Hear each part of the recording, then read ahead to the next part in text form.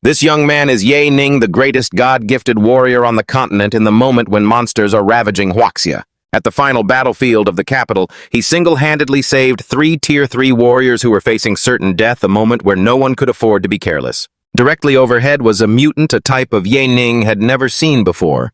Yet the Tier 3 godly archer and the Tier 3 heavy mace warrior were fools. Like mad dogs, they charged in recklessly. Before they could even touch a hair on it, they were blasted to death by the monster in one hit, and the Tier 3 spirit support girl couldn't bear it. Seeing her comrades die so tragically, she rushed in to risk her life, throwing her arms wide and firing flames continuously, but it did nothing. Just as she was about to be wiped out, Ye Ning blocked the blow, stopping an attack from a monster that could take down 2 peak Tier 3 warriors in one move. This certainly wasn't an ordinary Tier 3 mutant. He told the archer to fall back, thinking that staying behind was just a burden. He would face it alone just as he blocked an attack on Ye Ning's sword. It snapped in two. It was what the military had speculated about countless times, something thought to only exist in legends, a Tier 4 mutant. To fight this thing, he would have to use all his strength. Ye Ning leaped, determined to unleash his strongest attack yet, but it failed. The sword pierced his heart. The young man completely collapsed. Is this the power of Tier 4? It seems humanity still knows nothing about the strength of Tier 4. I couldn't protect the world. I'm truly not reconciled to this. However, suddenly a familiar notification sound rang in Ye Ning's ears. His head throbbed like a hammer as he jolted awake, dazed, thinking, "Didn't I just die?" 2 guards saw this and approached, saying someone wanted to ensure he couldn't participate in the assessment. He's infected with the virus, that's why he was unconscious. If he makes a C1. In his previous life, he missed the assessment and had to struggle relying on scavenging and wandering for 3 years before the military discovered his talent. It was God tier, but by then the Huaxia theater had already fallen. There was basically no time or resources for him to grow. Ye Ning only had 7 months to reach Tier 3, and he was still far from reaching the strongest level. He had to face a Tier 4 mutant on the battlefield. He had regretted so much not being able to save his mother and younger sister, Zhao An. But now things were different. Everything could still be set right. As long as he passed the assessment and became the strongest, he could save those important to him and end this apocalypse. Right at that moment, the system announced, Apocalypse Sword God System bound to the host Ye Ning. Mission. Within 30 minutes, the host must touch the assessment crystal. Unlock and activate system functions. If the crystal is not touched within 31 minutes, the system will vanish. Notification, mission completed, system unlock, and activation successful. Any sword skill will receive a 100-fold enhancement, upgraded to Forbidden Swordmaster. This was completely different from the system that every awakened had. In his previous life, Ye Ning was hesitant. He didn't know if it was his golden finger or the result of reincarnation. But after thinking for a while, he decided as long as he could grow stronger, any creepy system would do. He had to hurry and start the assessment. Then find out who was behind it all. The timer started counting down 31 minutes. Just then a group of people ran out to block Ye Ning, warning, "There's an infected person fleeing. We demand you stand still and put your hands on your head." Ye Ning stood still, assessing the situation. The leader was a low-level awakened. The others were all ordinary people. The best way now was to use the leader, to threaten him into taking him outside. In a flash, Ye Ning snatched the captain's gun and immediately took him hostage. "Don't move. Take me to the assessment plaza. 3 seconds to think. After 3 seconds, I'll fire." Everyone looked at Ye Ning like they were looking at a lunatic who had stepped on a nail. The captain panicked and shouted, "What are you going there for?" "An ordinary person going to take the assessment. Maybe there's a misunderstanding. Let's talk it out slowly." Ye Ning remained aggressive, pressing the gun to the captain's head, forcing him to lead the way. The captain was once again covered in sweat. "Kid, you'd better hope you can awaken. But even if you become an awakened, it'll be hard to escape death." Elsewhere at the assessment plaza, everyone was as tense as a stretched wire. A century ago, in the year 2042, the apocalypse descended, and the globe entered the era of catastrophe. The population of 10 billion was reduced to less than 1/10. That was also when the first awakened appeared. The Allied forces saved Huaxia. Today is the important day of the assessment, to see if people have talent or not. Success means becoming a combat type, awakened to protect the region. Failure means leaving to live an ordinary life. The man holding the mic is the representative of the Tianfeng Safe Zone Military Committee named Liu Tian, now starting with the descendants of the awakened. While everyone was standing in line waiting for their turn, a soldier rushed in to report that an infected person was threatening a hostage and bringing them into the assessment area. Everyone was bewildered, until Ye Ning walked in with the hostage. Liu Tian demanded he drop his weapon and give up resistance. If he didn't surrender, he would be executed on the spot. The soldiers immediately drew their weapons. Ye Ning looked as if he was thinking, "I've already made it in, so who am I afraid of?" He flatly declared, "I am not infected, and I don't want to disrupt the awakening ceremony. I came here to participate in the assessment." Liu Tian lost his cool, shouting frantically, demanding the soldiers immediately suppress him. Ye Ning dropped his gun and read out loud clearly, "According to Article 137 of the Safe Zone Regulations, awakened are entitled to special treatment. Failure to obey military orders is a death penalty, but one can be pardoned by contributing enough." The captain, once he was no longer under control, angrily rushed forward and punched Ye Ning in the face, causing him to roll away. And he didn't stop there. He continued to loom over the boy, snarling, "Look at the time! How dare you still babble about terms!" He barked a command insisting on Ning's immediate execution. Just as the blade was about to strike a helicopter, or rather what they called a supersonic psionic fighter jet, roared onto the scene commanded by the top brass. From the highest-ranking officer of the Tianfeng Military District, Grand Commander Xiao Hai jumped down. The raw, overwhelming energy radiating from him pressed down on everything. "The pressure is immense. The test hasn't even begun. Why is the Grand Commander here?" Xiao Hai's expression was stone-cold and stern. "The military district now houses many high-level awakeners. If he is willing to bet his life on this, let's give him a chance. If his awakening fails, execute him on the spot." Zha Ning flashed a goofy, foolish grin. "Go on, get it set up. I want to be tested right now." The crowd began to disperse, actually making space for Zha Ning to step forward first. Others watched him with nothing but contempt. A mere civilian dreaming of grandeur. To think he could be an awakener. It's pure delusion. Stuck at the bottom, yet he claims to have talent. It's honestly disgusting. Zha Ning ignored their insults. He stepped confidently into the center for the test. In his past life, he was betrayed, missing his chance and spending a lifetime in regret. This time, he was determined to do it all over again. Zha Ning held out his hand. "My fate is in my own hands," just like that. A surge of overwhelming energy flooded through Zha Ning's body. The onlookers stared in shock, their eyes wide. Once again, Zha Ning experienced this sensation, the power of the psionic infusion. "You want to try it first, huh?" The system announced, "Detecting aptitude. Current aptitude is rank D, detecting. Current aptitude is rank C, detecting. Current aptitude is rank B." The system announcements kept coming. Liu Tian was stunned. He couldn't believe the rank kept climbing. Could this brat actually be high talent? The aptitude had already reached rank A. Psionic energy surged into his very core, making the young man feel, "This is incredible," he declared to the crystal, "Pump in more psionic energy." The energy eruption grew even stronger, showing no signs of stopping. Liu Tian's jaw hit the floor. A civilian like him has rank A talent. The odds of this are 1 in 10,000. Xiao Hai watched intently, somewhat surprised. The final result isn't out yet. Could he have even higher talent? Is it really going to continue rising? Zha Ning sank to his knees amidst the gasps. The aptitude test had hit rank S. Xiao Hai's jaw dropped. No, that can't be right. The crystal hasn't declared the test finished yet, which meant the test was still ongoing. So this kid is a rank S talent, a seed for a grade 3 awakener? At a time like this, I cannot miss out on this. Xiao Hai immediately issued emergency orders. Deploy the underground armored divisions to form a perimeter and prevent mutant attacks. Scramble the psionic jets for military patrols.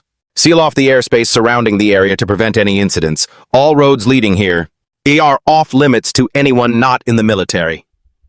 Overhead, while Zha Ning was in the middle of his transformation, the jets roared, carrying out their mission. Finally, the testing process concluded. Xiao Hai was so shocked he dropped the tablet he was holding. He's a pure-blood rank SS. If rank S is the reserve for grade 3 awakeners, then rank SS is without a doubt capable of becoming grade 3. It looks like all of Tianfeng is about to change. Xiao Hai was so thrilled he couldn't stop laughing with joy, appearing incredibly excited. Excellent, truly excellent! The Tianfeng safe zone finally has a prodigy of its own. The people waiting to be awakened couldn't help but feel awestruck. My God, to be praised by the Grand Commander like that. That's a once-in-a-thousand-year dream. It was worth envying this total turnaround. It even made the guy standing next to him remark, "Talk about a sudden shift. A moment ago you were calling him disgusting and a loser. Don't be jealous anymore."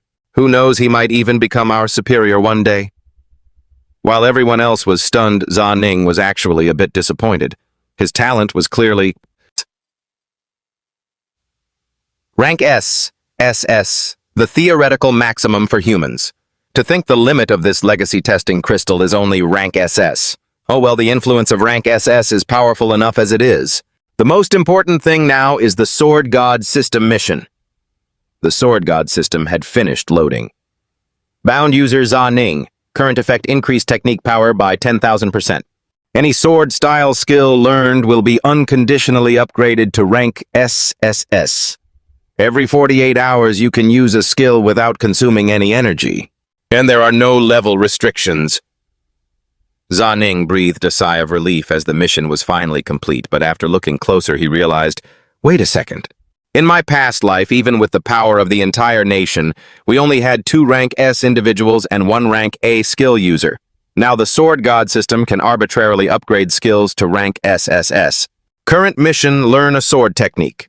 Reward 4 free attribute points. Note, you must not disclose any information about the system. Violators will be eliminated. Zha Ning was determined to find a way to get a skill book. Xiao Hai approached him full of excitement. My friend Zha Ning, congratulations on testing as a rank SS talent. Tell me, what reward do you want your uncle here will grant it? He was so eager and enthusiastic. But Zha Ning was staring blankly in one direction, lost in his thoughts. After all, he was still analyzing the system mission. Since he wasn't responding, Xiao Hai had to try and smooth things over. It seems, since you just became an awakener, you haven't adapted yet. Ha ha ha, it's all right, kid. Back in the day, your Uncle Xiao was just as dazed as you were. Come on, stop spacing out, let's go to the office. After returning to his room, Danin was greeted with a warmth he hadn't experienced before. The people who had framed him and delayed his evaluation were already being dealt with. I've already ordered my men to take control of all the departments involved, Xiao Hai said. We will get to the bottom of this and give you a proper answer. After that, I've decided to make you the first candidate for the seed plan pending approval from the higher-ups. Once that's cleared, we'll have top-tier experts assigned to guide you, and you'll be given priority for all supplies and equipment. Now tell me about your innate talent so I can start planning for you. Danin remained silent, thinking to himself that he couldn't let anyone know about the Sword God system. It was safer to just tell him about his original talent. He started to speak. It's the mental type. The ability is psychokinesis. Xiao Hai stroked his chin, lost in thought. Oh, a mental type. That's quite rare. We might need experts from the capital to give you some guidance. By the way, what kind of reward would you like, Commander Xiao? If possible, he wanted a sword technique manual. Xiao Hai agreed immediately. He even thought that the request was too modest. He sent someone to bring the most advanced manual they had. After a while of searching, the man finally brought the book over. Commander Xiao, this is the highest grade manual in our supply depot. Xiao Hai didn't hesitate to give it to Danin. Thank you, Commander Xiao. If there's nothing else, I'd like to return home. A quick trip home to share the good news, huh? I can certainly understand that. Xiao Hai immediately dispatched a group of elite soldiers to follow and guard Danin 24 hours a day. He demanded total security, and if any unusual situation arose, they were to report it immediately. As for the incident where Danin almost lost his qualification, he ordered a report within 24 hours. No matter who was involved, they were to be arrested first and questioned later. Once the order was issued, Danin was treated like royalty, protected and escorted every single second. Feeling that they were being a bit over the top, he told them to just stay stationed outside. He could go home on his own. As soon as he appeared, people started whispering. Look at that. Isn't that Danin? Has he become a big shot now? He's even being driven back in a military vehicle. Keep your voice down, he's got several awakened guards with him. It's definitely not simple. As soon as he arrived home, he saw his little sister taking out the trash.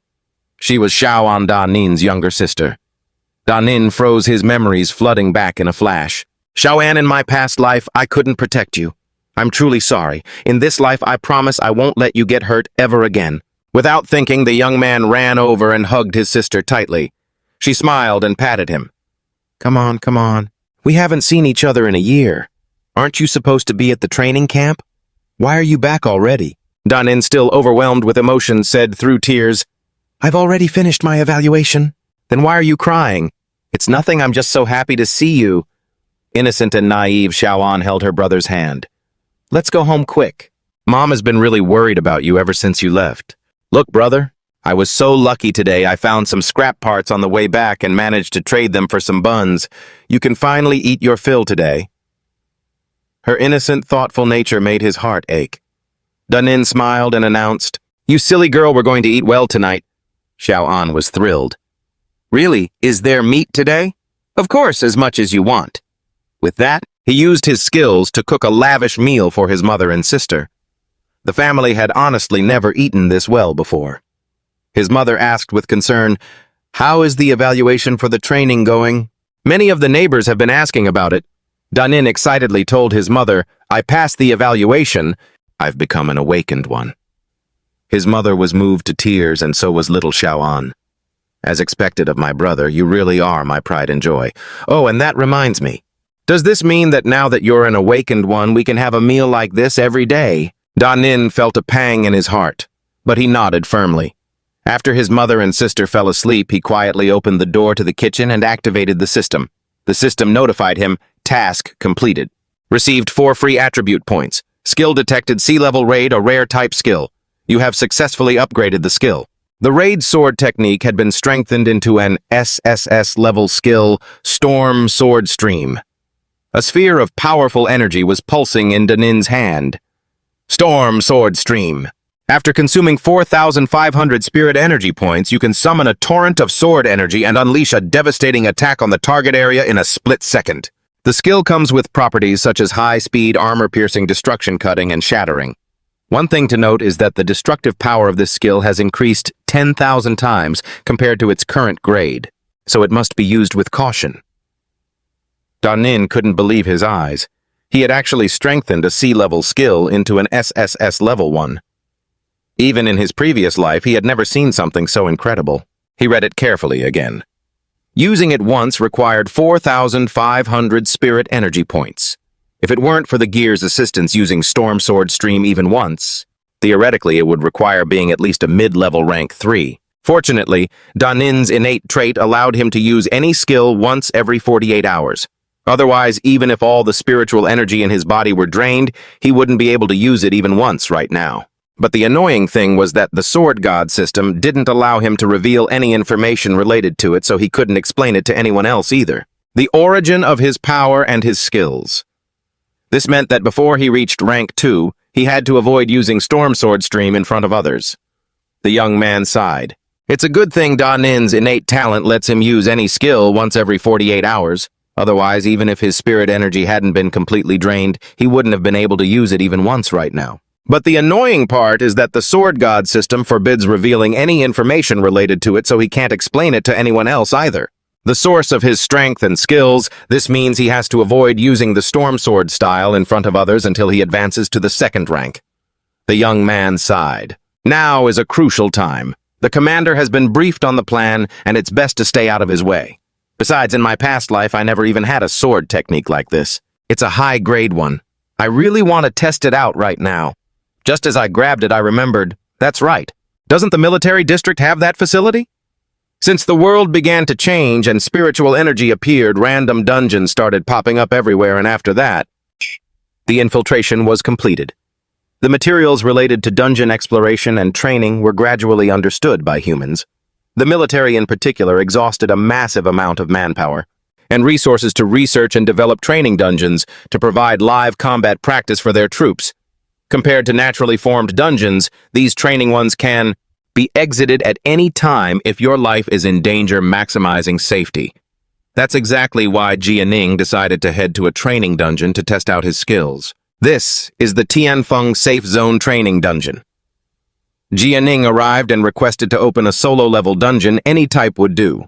The dungeon attendant stared with wide eyes, thinking to himself, "This is Jianing, the one with the SS level mental talent that was just verified. The commander gave specific instructions that he is allowed to open dungeons."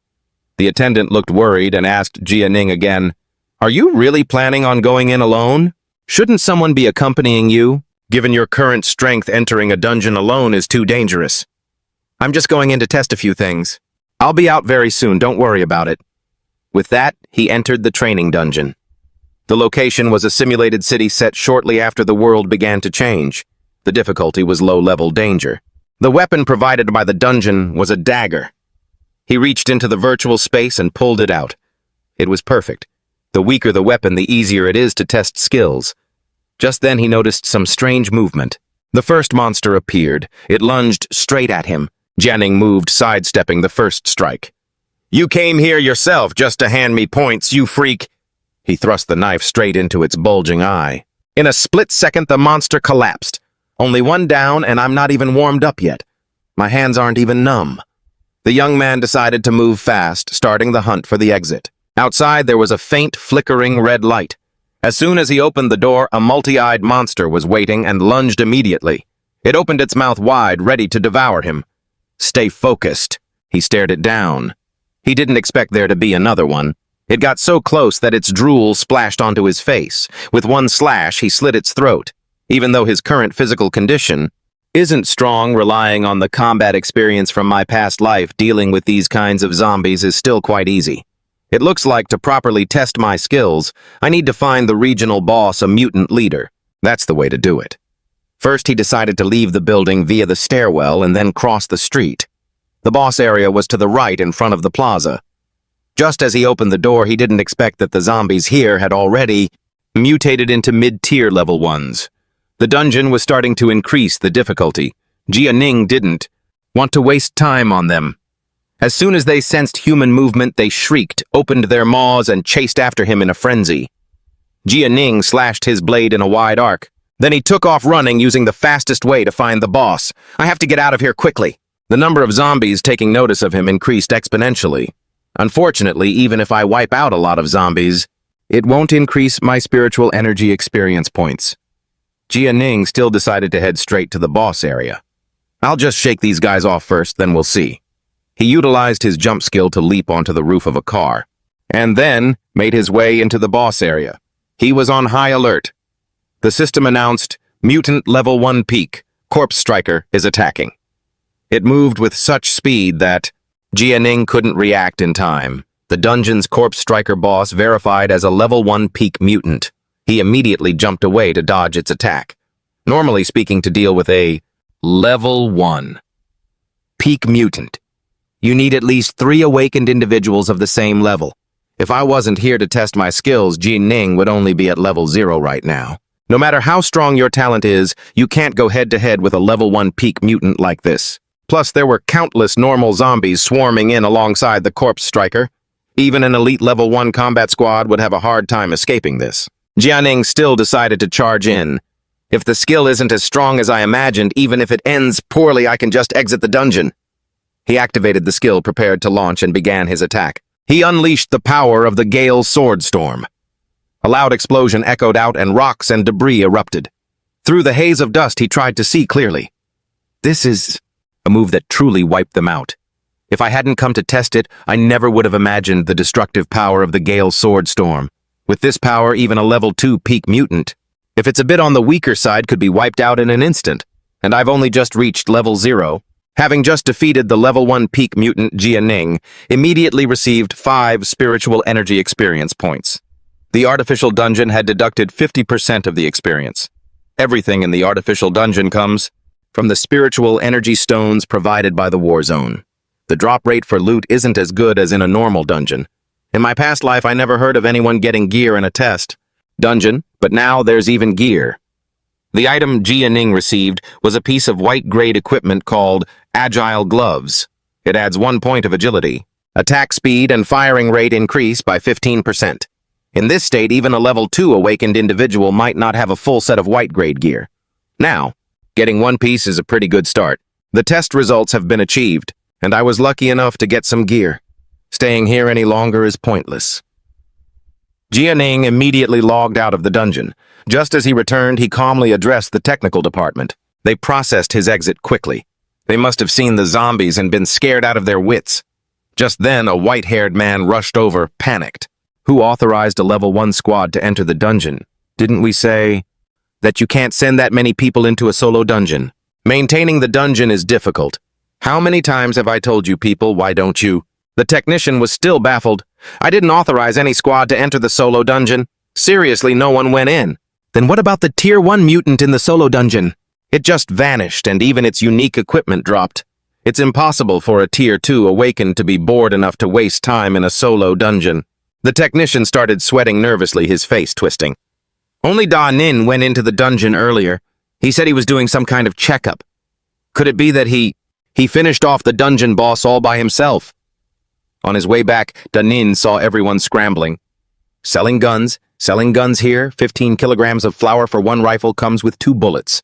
Mantis meat, 1 credit for half a kilo, selling it here. Da Nin thought to himself, even though I can easily handle Tier 1 peak mutants, the situation remains grim. And that's not even considering the catastrophe a year from now. The Tianfeng safe zone will be hit by a massive wave of Tier 3 mutants. Corpses will be scattered everywhere. In just 10 days, the Tianfeng area will be filled with zombies, leading to a massive swarm attacking the safe zone. Da Nin couldn't shake his anxiety. The danger threatening Xiaoan and his mother hadn't been resolved yet. I have to level up faster. At the capital safe zone, the Central Military Command was holding an emergency briefing. The Tianfeng safe zone has discovered an S-rank talent. Did you all see it? An S-rank talent, and a pure-blood one at that. This is a rare seed. We've lost so many Tier 3s lately. Gaining talent like this is a huge win for us. We must accelerate his training. Supply the necessary resources immediately. Should we bring him directly to the capital military district? Let the commander-in-chief train him personally. You mean, you think he can break through from Tier 3 to Tier 4, that impassable chasm so far none of our high tier awakened?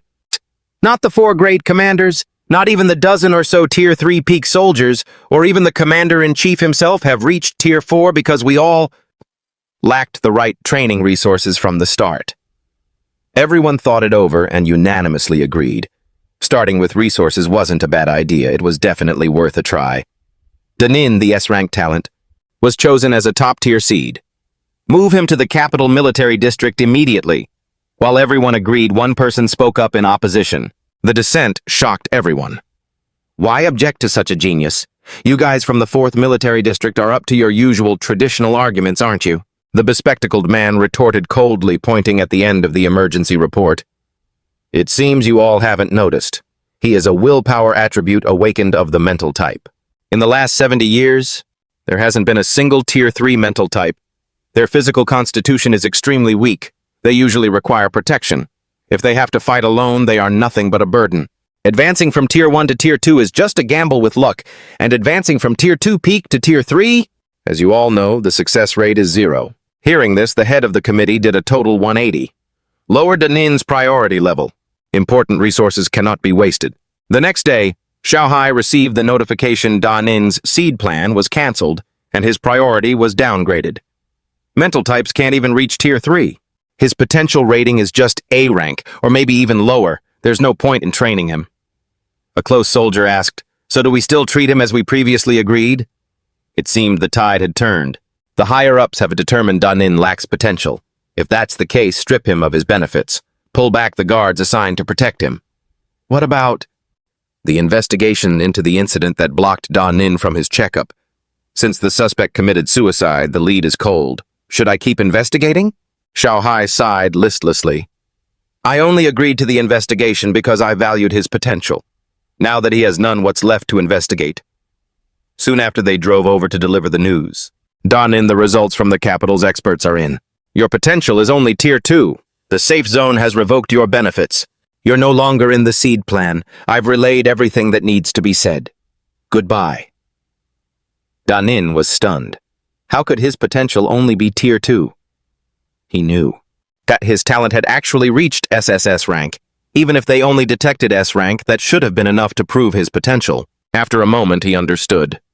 During this era, the Tianfeng safe zone was being attacked by hordes of mutants, and mental-type awakened were still considered garbage. And the theory that awakened can't reach Tier 4 because they lack willpower was because no one had yet realized the importance of the mental type. Everything was truly beyond his expectations. Who would have thought he'd run into such an unexpected snag that prevented them from realizing his true value? Does he have to go to the capital and reveal that he is an SSS rank talent? Is that the key to breaking through to Tier 4? After thinking it over, the young man decided to let it go. Besides, who would believe a claim without proof? The most important thing now was to figure out how to recover his strength to Tier 3. By then, everything would become clear. With the Sword God system and the Windstorm sword style, just those two things gave him a far better start than his previous life. He couldn't dither any longer. He set out immediately to hunt mutants. As soon as he arrived in the wild forest, he was accosted by two guys. "Hey, you kid with the gun? Do you want to join our team? We're hunting Tier 1 mutants. If we succeed, we'll give you 1 credit. Follow us, and we'll keep you safe." Danin flatly refused. "Team up, why? The experience point is from Tier 1 mutants aren't that high anyway. How many points would I even get with so many people sharing the loot? Go by yourselves. I don't need it." "Hey, you little brat. You're something else. We saw you were alone and wanted to help you out, but you're so ungrateful.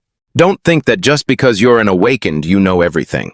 We were being kind enough to invite you, and this is your attitude? Are you tired of living?" They just kept nagging. Danin said, "Shut your trap and get the hell out of here." Just a glance from Danin was enough to make that loudmouth recoil. They were suddenly terrified.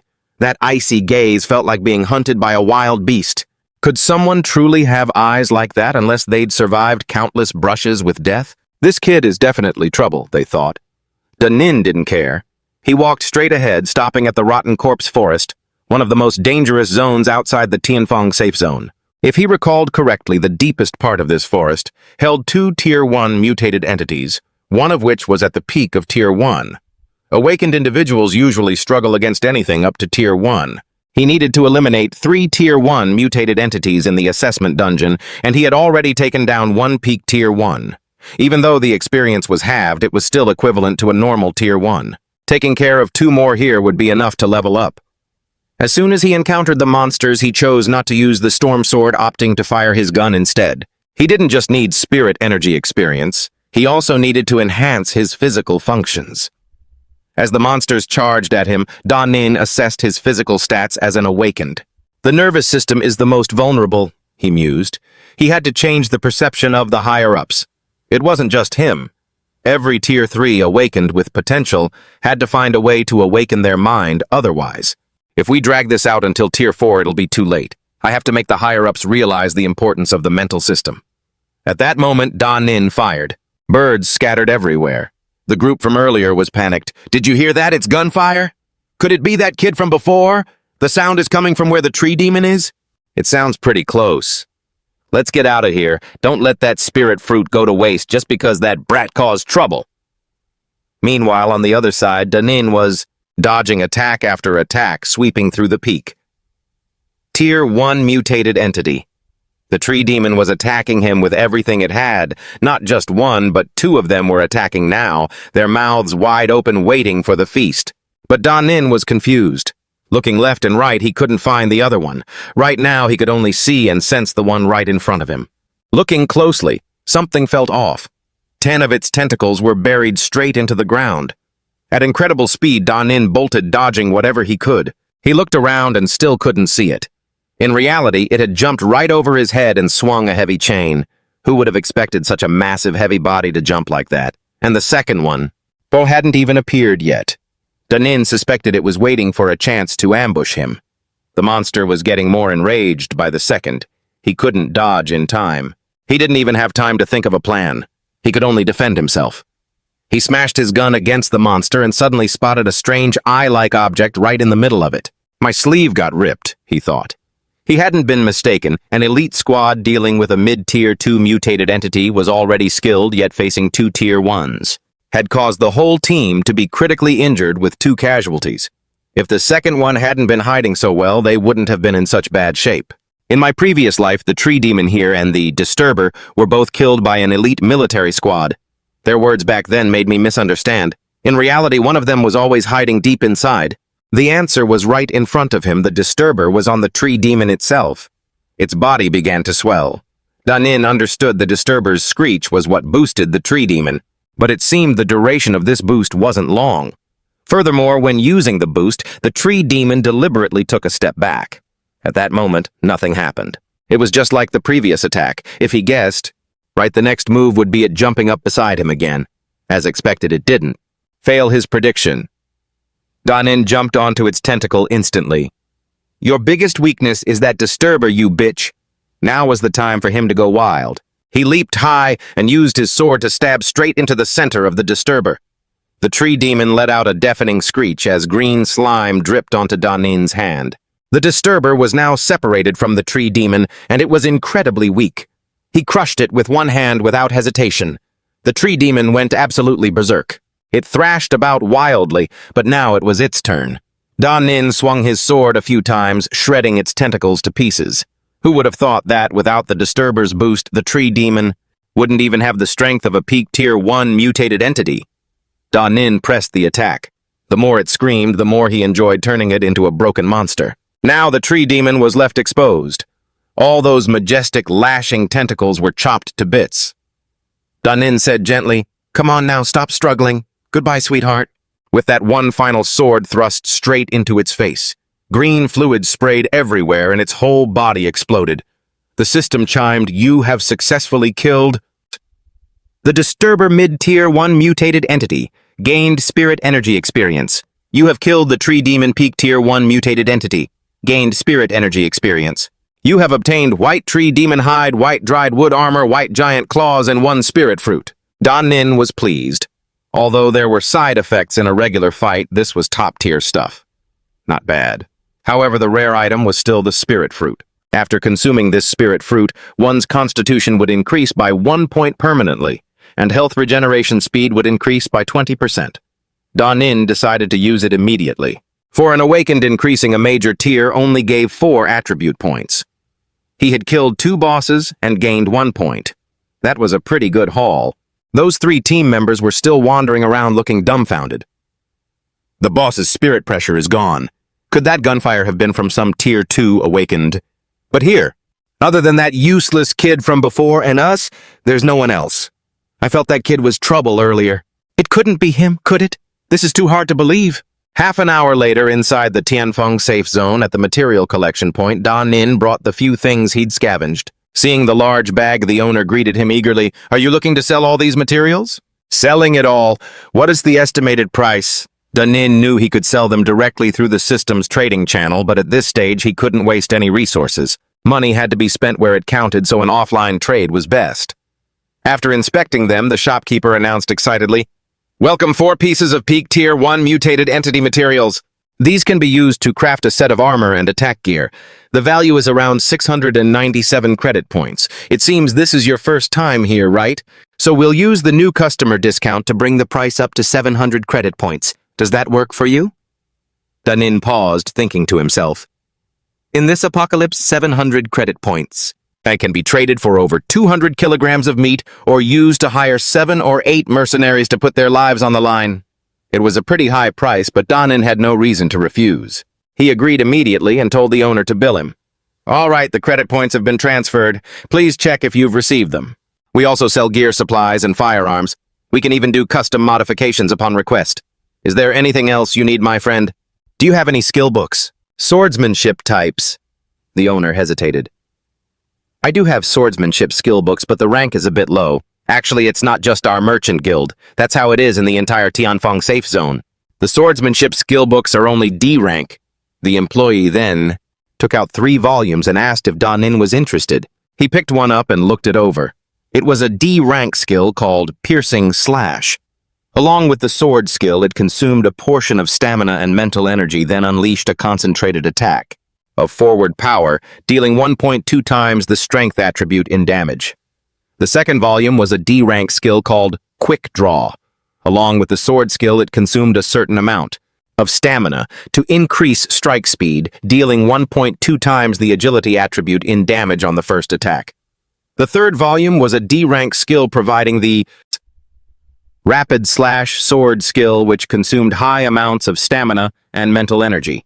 It unleashed 3 fast strikes with each one dealing 0.6 times the strength attribute in damage and had a chance to cause a bleeding effect. These were the 3 lowest tier books. They were basically trash.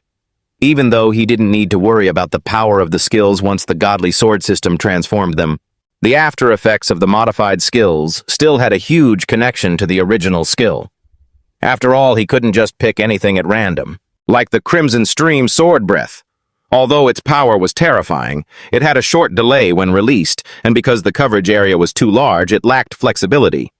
Later, if he encountered a high-level agility-type mutant, once it dodged the Crimson Stream, it would be able to attack while Da Nin's skill was on cooldown. The owner was still wearing a smirking, wheedling expression. My esteemed guest couldn't find anything you liked. Actually, if you're not in a hurry, I can have skill books transferred from another safe zone. You just need to pay a processing fee. We could find C-rank skills or even B-rank if you don't specify the type. Da Nin didn't give it much thought and closed the deal immediately. No need to go that far, I'll take this quick draw volume. In reality, he really wanted to see just how much the speed-boosting skill would be enhanced. The owner thought to himself, he has the strength to sell high-end first-stage mutant materials, yet he chooses such a lousy skill. Does he just like throwing money around because he's rich? Oh well, a sale is a sale. He put on his sycophantic, enthusiastic face again. Quick draw 600 credit points.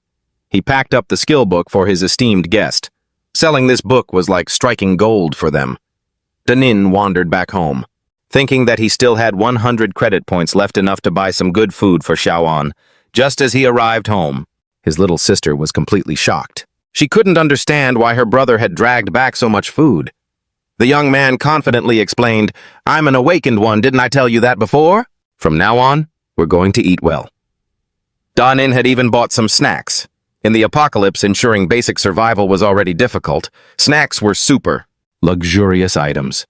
As soon as she saw them, Xiaoan screamed with excitement. "Wow! They say only people from official families have snacks. No one in our streets has ever seen snacks before."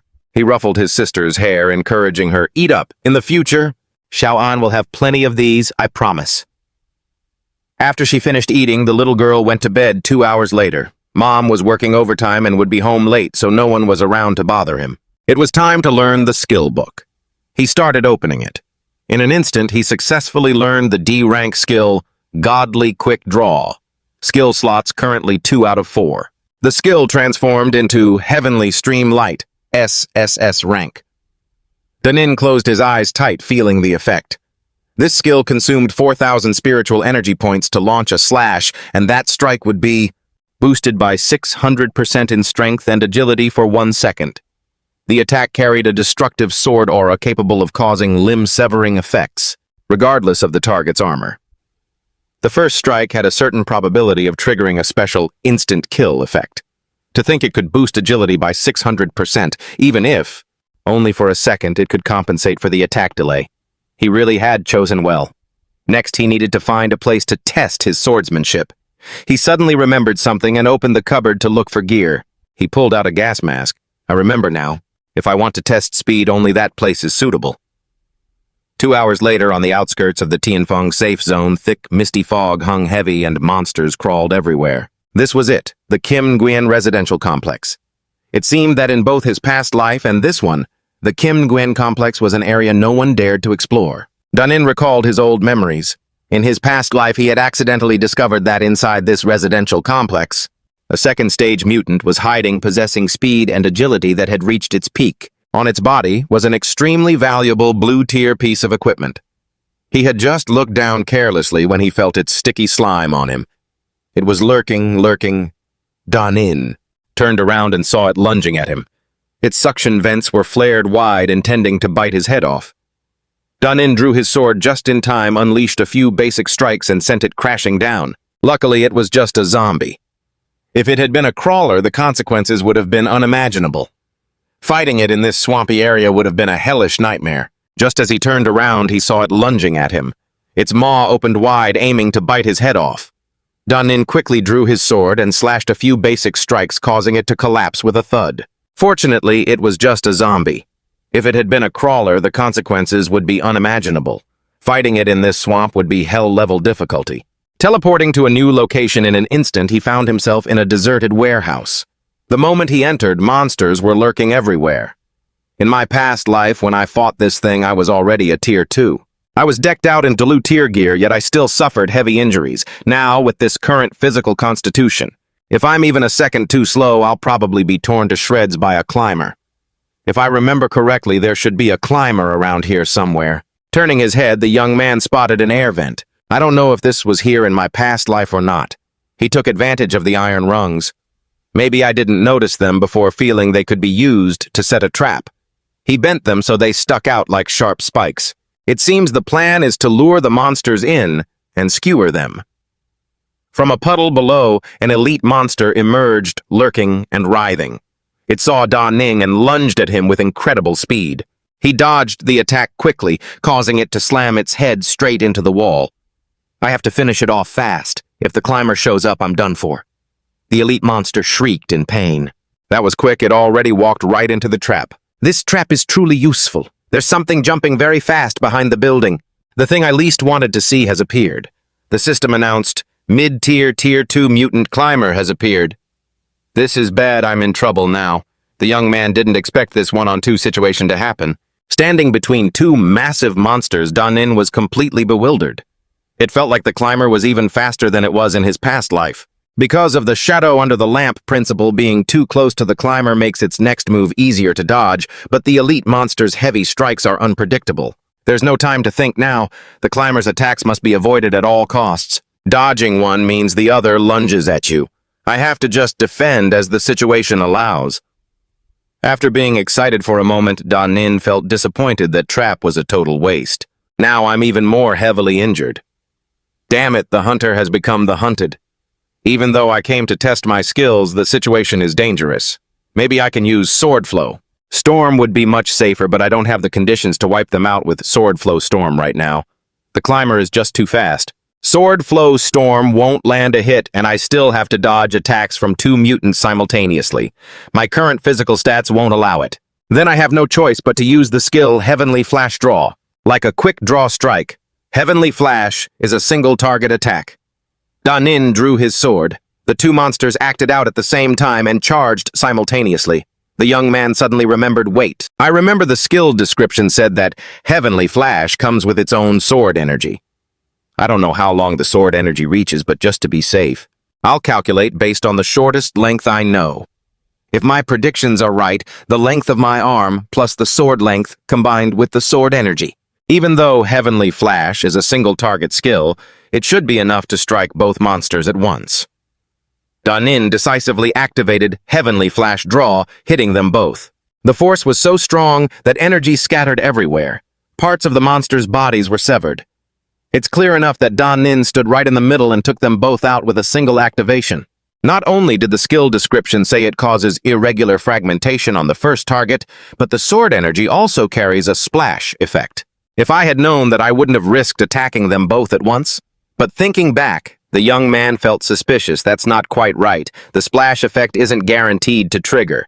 I still need to study this more. The system kept spamming notifications. You have defeated a climber. Mid-tier Tier 2 mutant. Received a massive amount of spiritual energy experience points. Defeated a sewer human high-tier Tier 1 mutant. Received spiritual energy experience points and materials. White-tier mutant climber legs. Received blue-tier mutant material climber core. Received equipment blue-tier storm-cleaving claws. Even though it was risky, the result was worth it. At the Tianfeng military outpost, they received a massive wave of energy across the area. What is this? This kind of abnormal energy fluctuation has never happened before. We must trigger an emergency alert. The alarm sounded and all personnel were in a panic. What happened? Why is the alarm ringing suddenly? We detected a strange energy fluctuation in the suburbs. Could there be some Tier 3 awakener? Who attacked in the suburbs? We have no record of any Tier 3 awakener at the Tianfeng military outpost. Did someone from another military region visit? Or was it some special operation by another nation? Send people to the scene to investigate immediately. 20 minutes later, they tracked the signs to the area. I have never seen battle traces like these before. I don't seem to recall anyone in the nearby military region being a Tier 3 awakener who uses this technique. Wait a minute, take a look at this. According to the residual energy, the spiritual energy used in this person's skill is at least over 4,000. To release 4,000 spiritual energy points without being paralyzed on the spot and still being able to move. That must be a mid-tier, Tier 3 big shot. Inspecting a bit closer, the investigator was shocked. This is an emergency. It has exceeded all our clearance levels. We must report this to the Grand Commander immediately. After finishing up, Danin strolled back to the Tianfeng safe zone. He looked very excited. It can teleport and burst with power. It's worthy of being top-tier equipment. It can be sold for 60,000 credits. In my previous life's memory, I hope I can sell it for a good price this time too. It's too late now, so the offline shops are all closed. Danin decided to try listing it online. The second he hit send, someone asked for the price already. Is it that fast? Hello, I want these storm-cleaving claws. Can you sell them to me at a discount? Danin decisively messaged back bluntly, 60,000 credits, no bargaining. The person earnestly replied, Hey friend, I'll trade using other resources like equipment or skills. Danin firmly replied, 60,000 credits, no bargaining. The man pleaded, Hey buddy, I can use other resources like gear or skills. Can I use food as partial payment for the credit points? Seeing that Danin didn't reply for so long, this guy is getting anxious that he won't be able to secure the item. Are you still there, boss? So can you sell it to me for 30,000, please? In reality, Danin is actually enjoying this. With so many people wanting to buy, he doesn't need to worry about making a sale anymore. Then he starts negotiating, Hey bro, let's add each other as friends. Let's discuss the price in detail. I guarantee I'll make it worth your while. If you really want it, the credit points can't be lower than 30,000. Other items, even white tier gear, are fine. But I only need sword-type skills. If you have spirit energy fruits, that would be even better. The guy behind the screen sounds desperate, clearly determined to get this top-tier piece of equipment. Even if he has to smash his pots and sell his iron, or sell his entire house, he's going to buy it at any cost. He immediately orders his underlings, All right, go count all the gear in the tribe, especially anything related to the swordsman class. Understood, boss. We guarantee it'll be done. After half an hour of scouring, they have results. Here is all the gear we could find, boss. After thinking for a moment, the leader still doesn't feel like it's enough. Still not enough. I feel like it's not quite there. You have to put down a deposit to hold the item. Go gather more money right now, hurry. After waiting a while, Danin's credit points are finally transferred. The young man looks very satisfied. This guy. He really loves gear. In his past life, until the moment his mother and Xiao An passed away, they always had to live in fear, never having a single good day. Now that he's been reborn and has resources, if he let them suffer, the rebirth would be meaningless. He must let his mother and Xiao An live the best life possible. The leader messages back, Boss, the rest is being gathered. It will definitely be delivered tomorrow. The next morning at the Tianfeng real estate company. It's crowded with people. As soon as he steps inside, a staff member greets him with extreme enthusiasm. Welcome. May I ask what type of house you two are looking for? Have you looked around before? Danin leads his younger sister, who is overwhelmed by the luxury. No dialogue. I want to buy the best house you have, as fast as possible because I need it urgently. Do you have any units ready to move into immediately? The staff member shows contempt, thinking to herself, a low-level awakened even dares to come house hunting. You can't even afford a single brick here. She replies, The best houses cost 40,000 credit points. It's very expensive. Why don't you go over there and look at the 2,000-point items I have other clients to attend to? Danin bluntly declares, No need, 40,000 credit points is fine. Just transfer the money straight away. The staff member challenges him, If you have the money, transfer it right now and you can move in today. How about it? Can you do that? Though she says that she is filled with disgust. This person reeks of poverty. If you don't have the money, get lost. Don't waste my time. Danin opens his device and tells her to wait a moment. The phone notifies him of his current balance, 13,000 credit points. Insufficient credit points. Transaction cannot be completed. The staff member gets even more annoyed. Hey, buddy, if you don't have money, are you here to mess with me? My time is valuable. Just wait a second, a few tens of thousands of points are coming. Xiao An looks confused and miserable. Just as he finishes speaking, a new message arrives. On the other side, negotiating with Danin. Boss, time is tight. I only managed to gather 39,375 credit points plus some gear and spirit energy fruits. Can we proceed with the trade? The gear sent over includes a tactical vest made from white-grade mutant beast leather, 2 white-grade shoulder pads, 1 white-grade arm guard, a pair of tactical leather pants, a white-grade ring, and 6 white-grade spirit energy fruits. Danin accepts the trade immediately. The ding notification sounds and the female staff member is shocked. 39,375 credit points have been transferred to your account. She instantly does a 180-degree turn, beaming with unusual excitement. Big brother, truly young and talented. To be so wealthy at such a young age, you've really left me. Danin looks confused and asks, can the transfer go through? If not, I'll find someone else. The staff member fawns over him. Big brother, I can do it. I can really do it. Whatever you ask, I'll do it all. My honorable big brother, it's my pleasure to serve you. I will satisfy you completely. After the transfer is successful, Daning and his sister are led to a magnificent, luxurious house. Xiao An still can't believe her eyes. Brother, are we really going to live here from now on? Yeah. From now on, Xiao An doesn't have to go to the dump to scavenge anymore. Take the keys. Go pick up Mom later, okay? He tells his sister to handle things while he goes out for a bit. It's already dark. The young man climbs to the rooftop of a building. The resources gained from killing the climbers aren't much left, so he needs to replenish them quickly. The high-grade mutant beasts around Tianfeng have all been cleared out by the military. The remaining level grinding spots only refresh automatically and are only useful for training low-level awakened.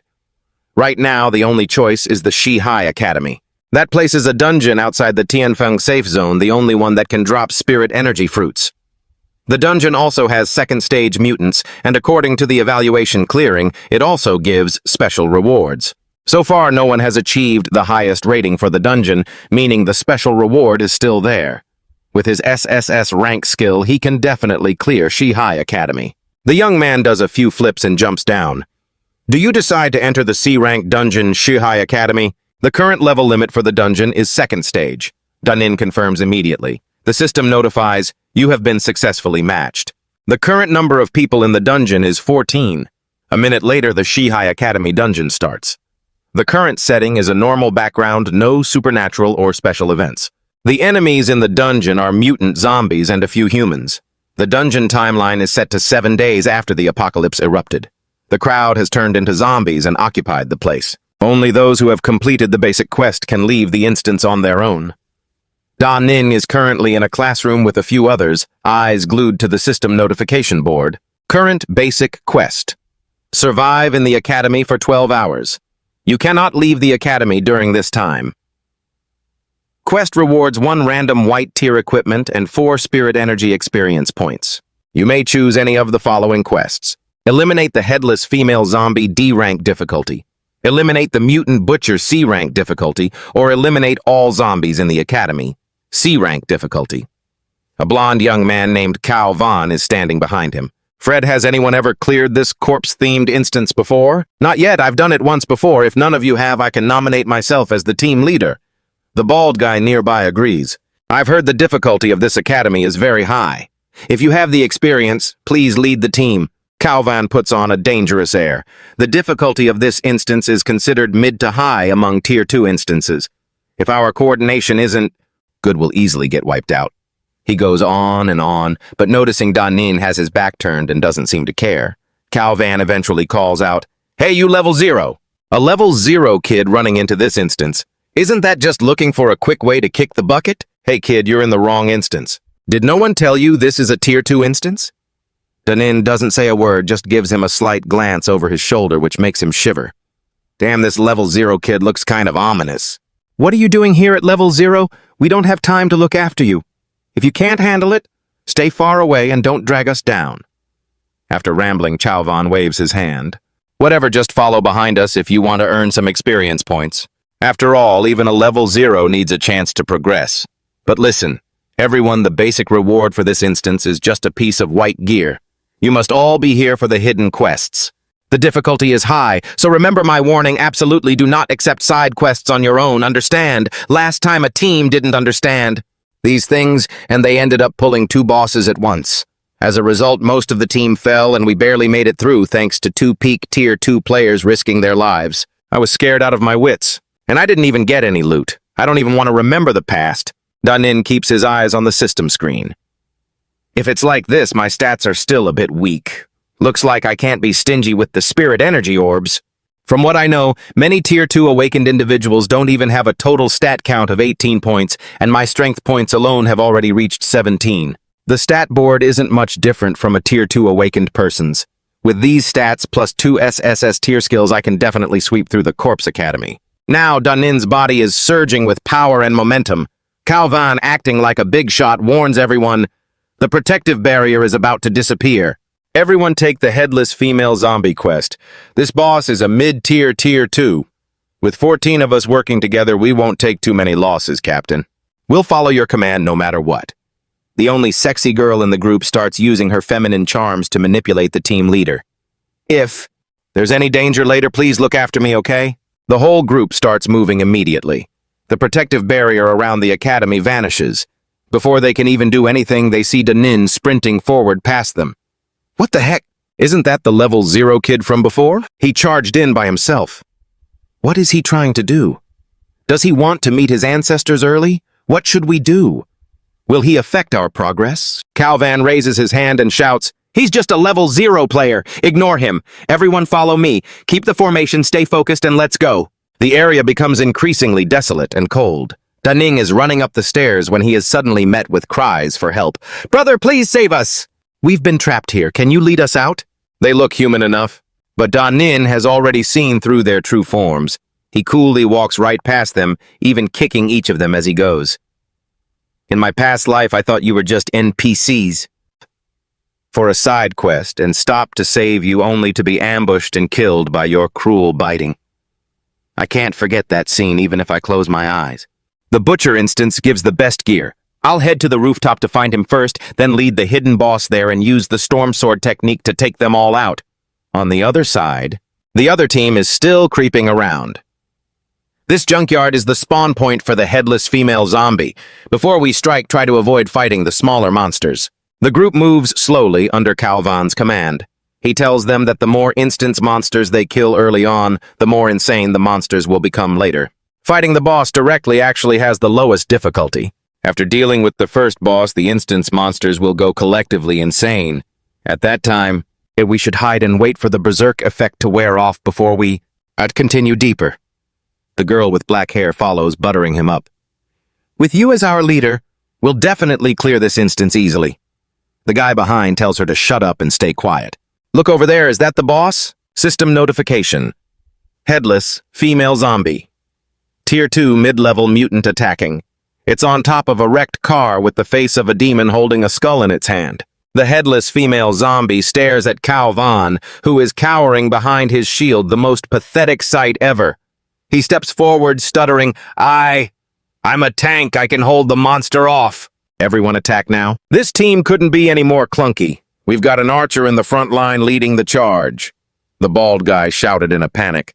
"Captain, shift a bit to the right," to avoid getting caught in the crossfire of the magic attacks. After the shield managed to temporarily suppress the female zombie's magic, Calvan thought he saw a golden opportunity and leaped in for a counterattack. But in a split second, the female zombie vanished. After about 3 seconds of silence, she suddenly appeared right in front of the archer. "Captain, what just happened? Why did the boss come straight for us?" Calvan stammered, awkwardly apologizing. I couldn't hold it." Calvan tried to activate his shield again. "All right, everyone, keep attacking. Just stick to the rhythm from before." Meanwhile, Danin was standing off to the side, deep in thought, observing everything. "The mutated butcher should be here. Why don't I see him? Let me check the mission." "What the? Hold on. The mission to kill the butcher is gone. I didn't accept that mission." So then who did? Over at the other group, everyone was looking completely clueless. They were stunned as to why the second boss had suddenly appeared. It turns out this Calvan guy had been working behind the scenes. He'd accepted the mission on his own without asking anyone. He whispered to himself, As a natural-born defensive class user, there's just no way. To deal high damage when clearing monsters. At the moment the mission pays out, it's really hard to get top-tier gear. But if the boss is low on health and all the teammates die off leaving me as the sole survivor, I'll be the only one to complete it. Even if the dungeon ranking isn't high, I'll still get the best loot. Calvan immediately put on a show, acting like he knew nothing, even shifting the blame to whoever accepted the mission. Could it be that level 0 guy who ran off earlier? Damn it.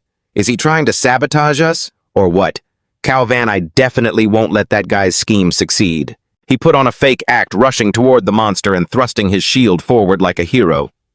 Let me hold it back. You guys don't need to worry about anything. Just attack with everything you've got as fast as you can. The group saw Calvan dashing in at the risk of his life and got emotionally manipulated once again. Captain, is there anyone in this world better than you? Danin, observing from above, heard everything. He felt a smirk coming on. Whoa, trying to blame me and hog all the loot, huh? The plan isn't bad, but unfortunately you've messed with the wrong person. Inside this dungeon, there are 2 hidden bosses.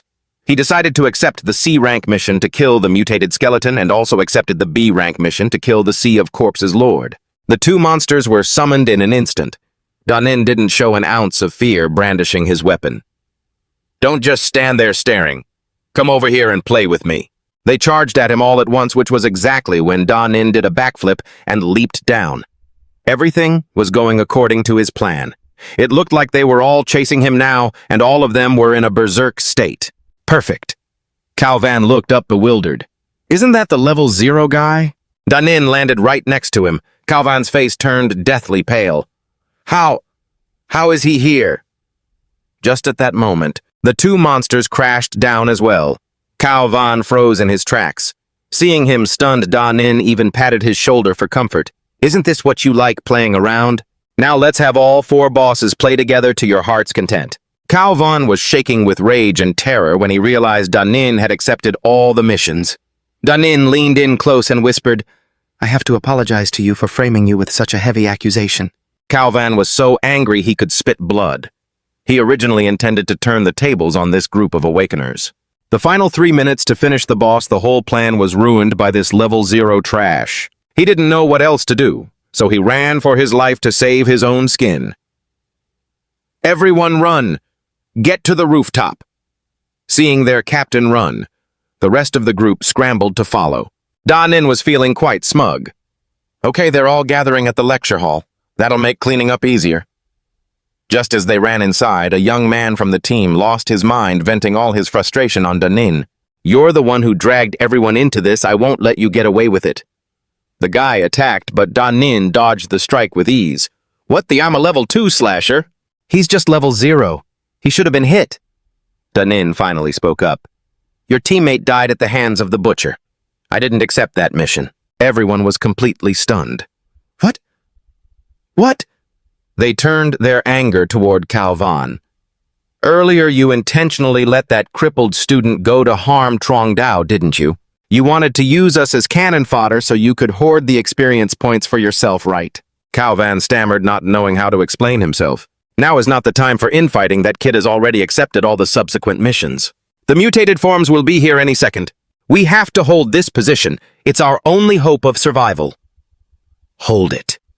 In your dreams, 4 Tier 2 mutated entities have powered up. We can't possibly hold them off, let alone the Sea of Corpses, Zard.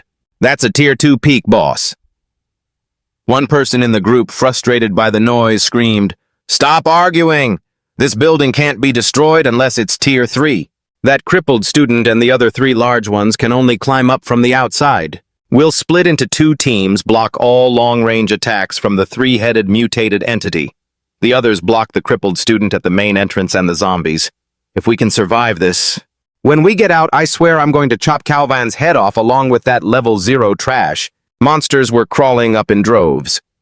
This guy talks a big game, Danin thought.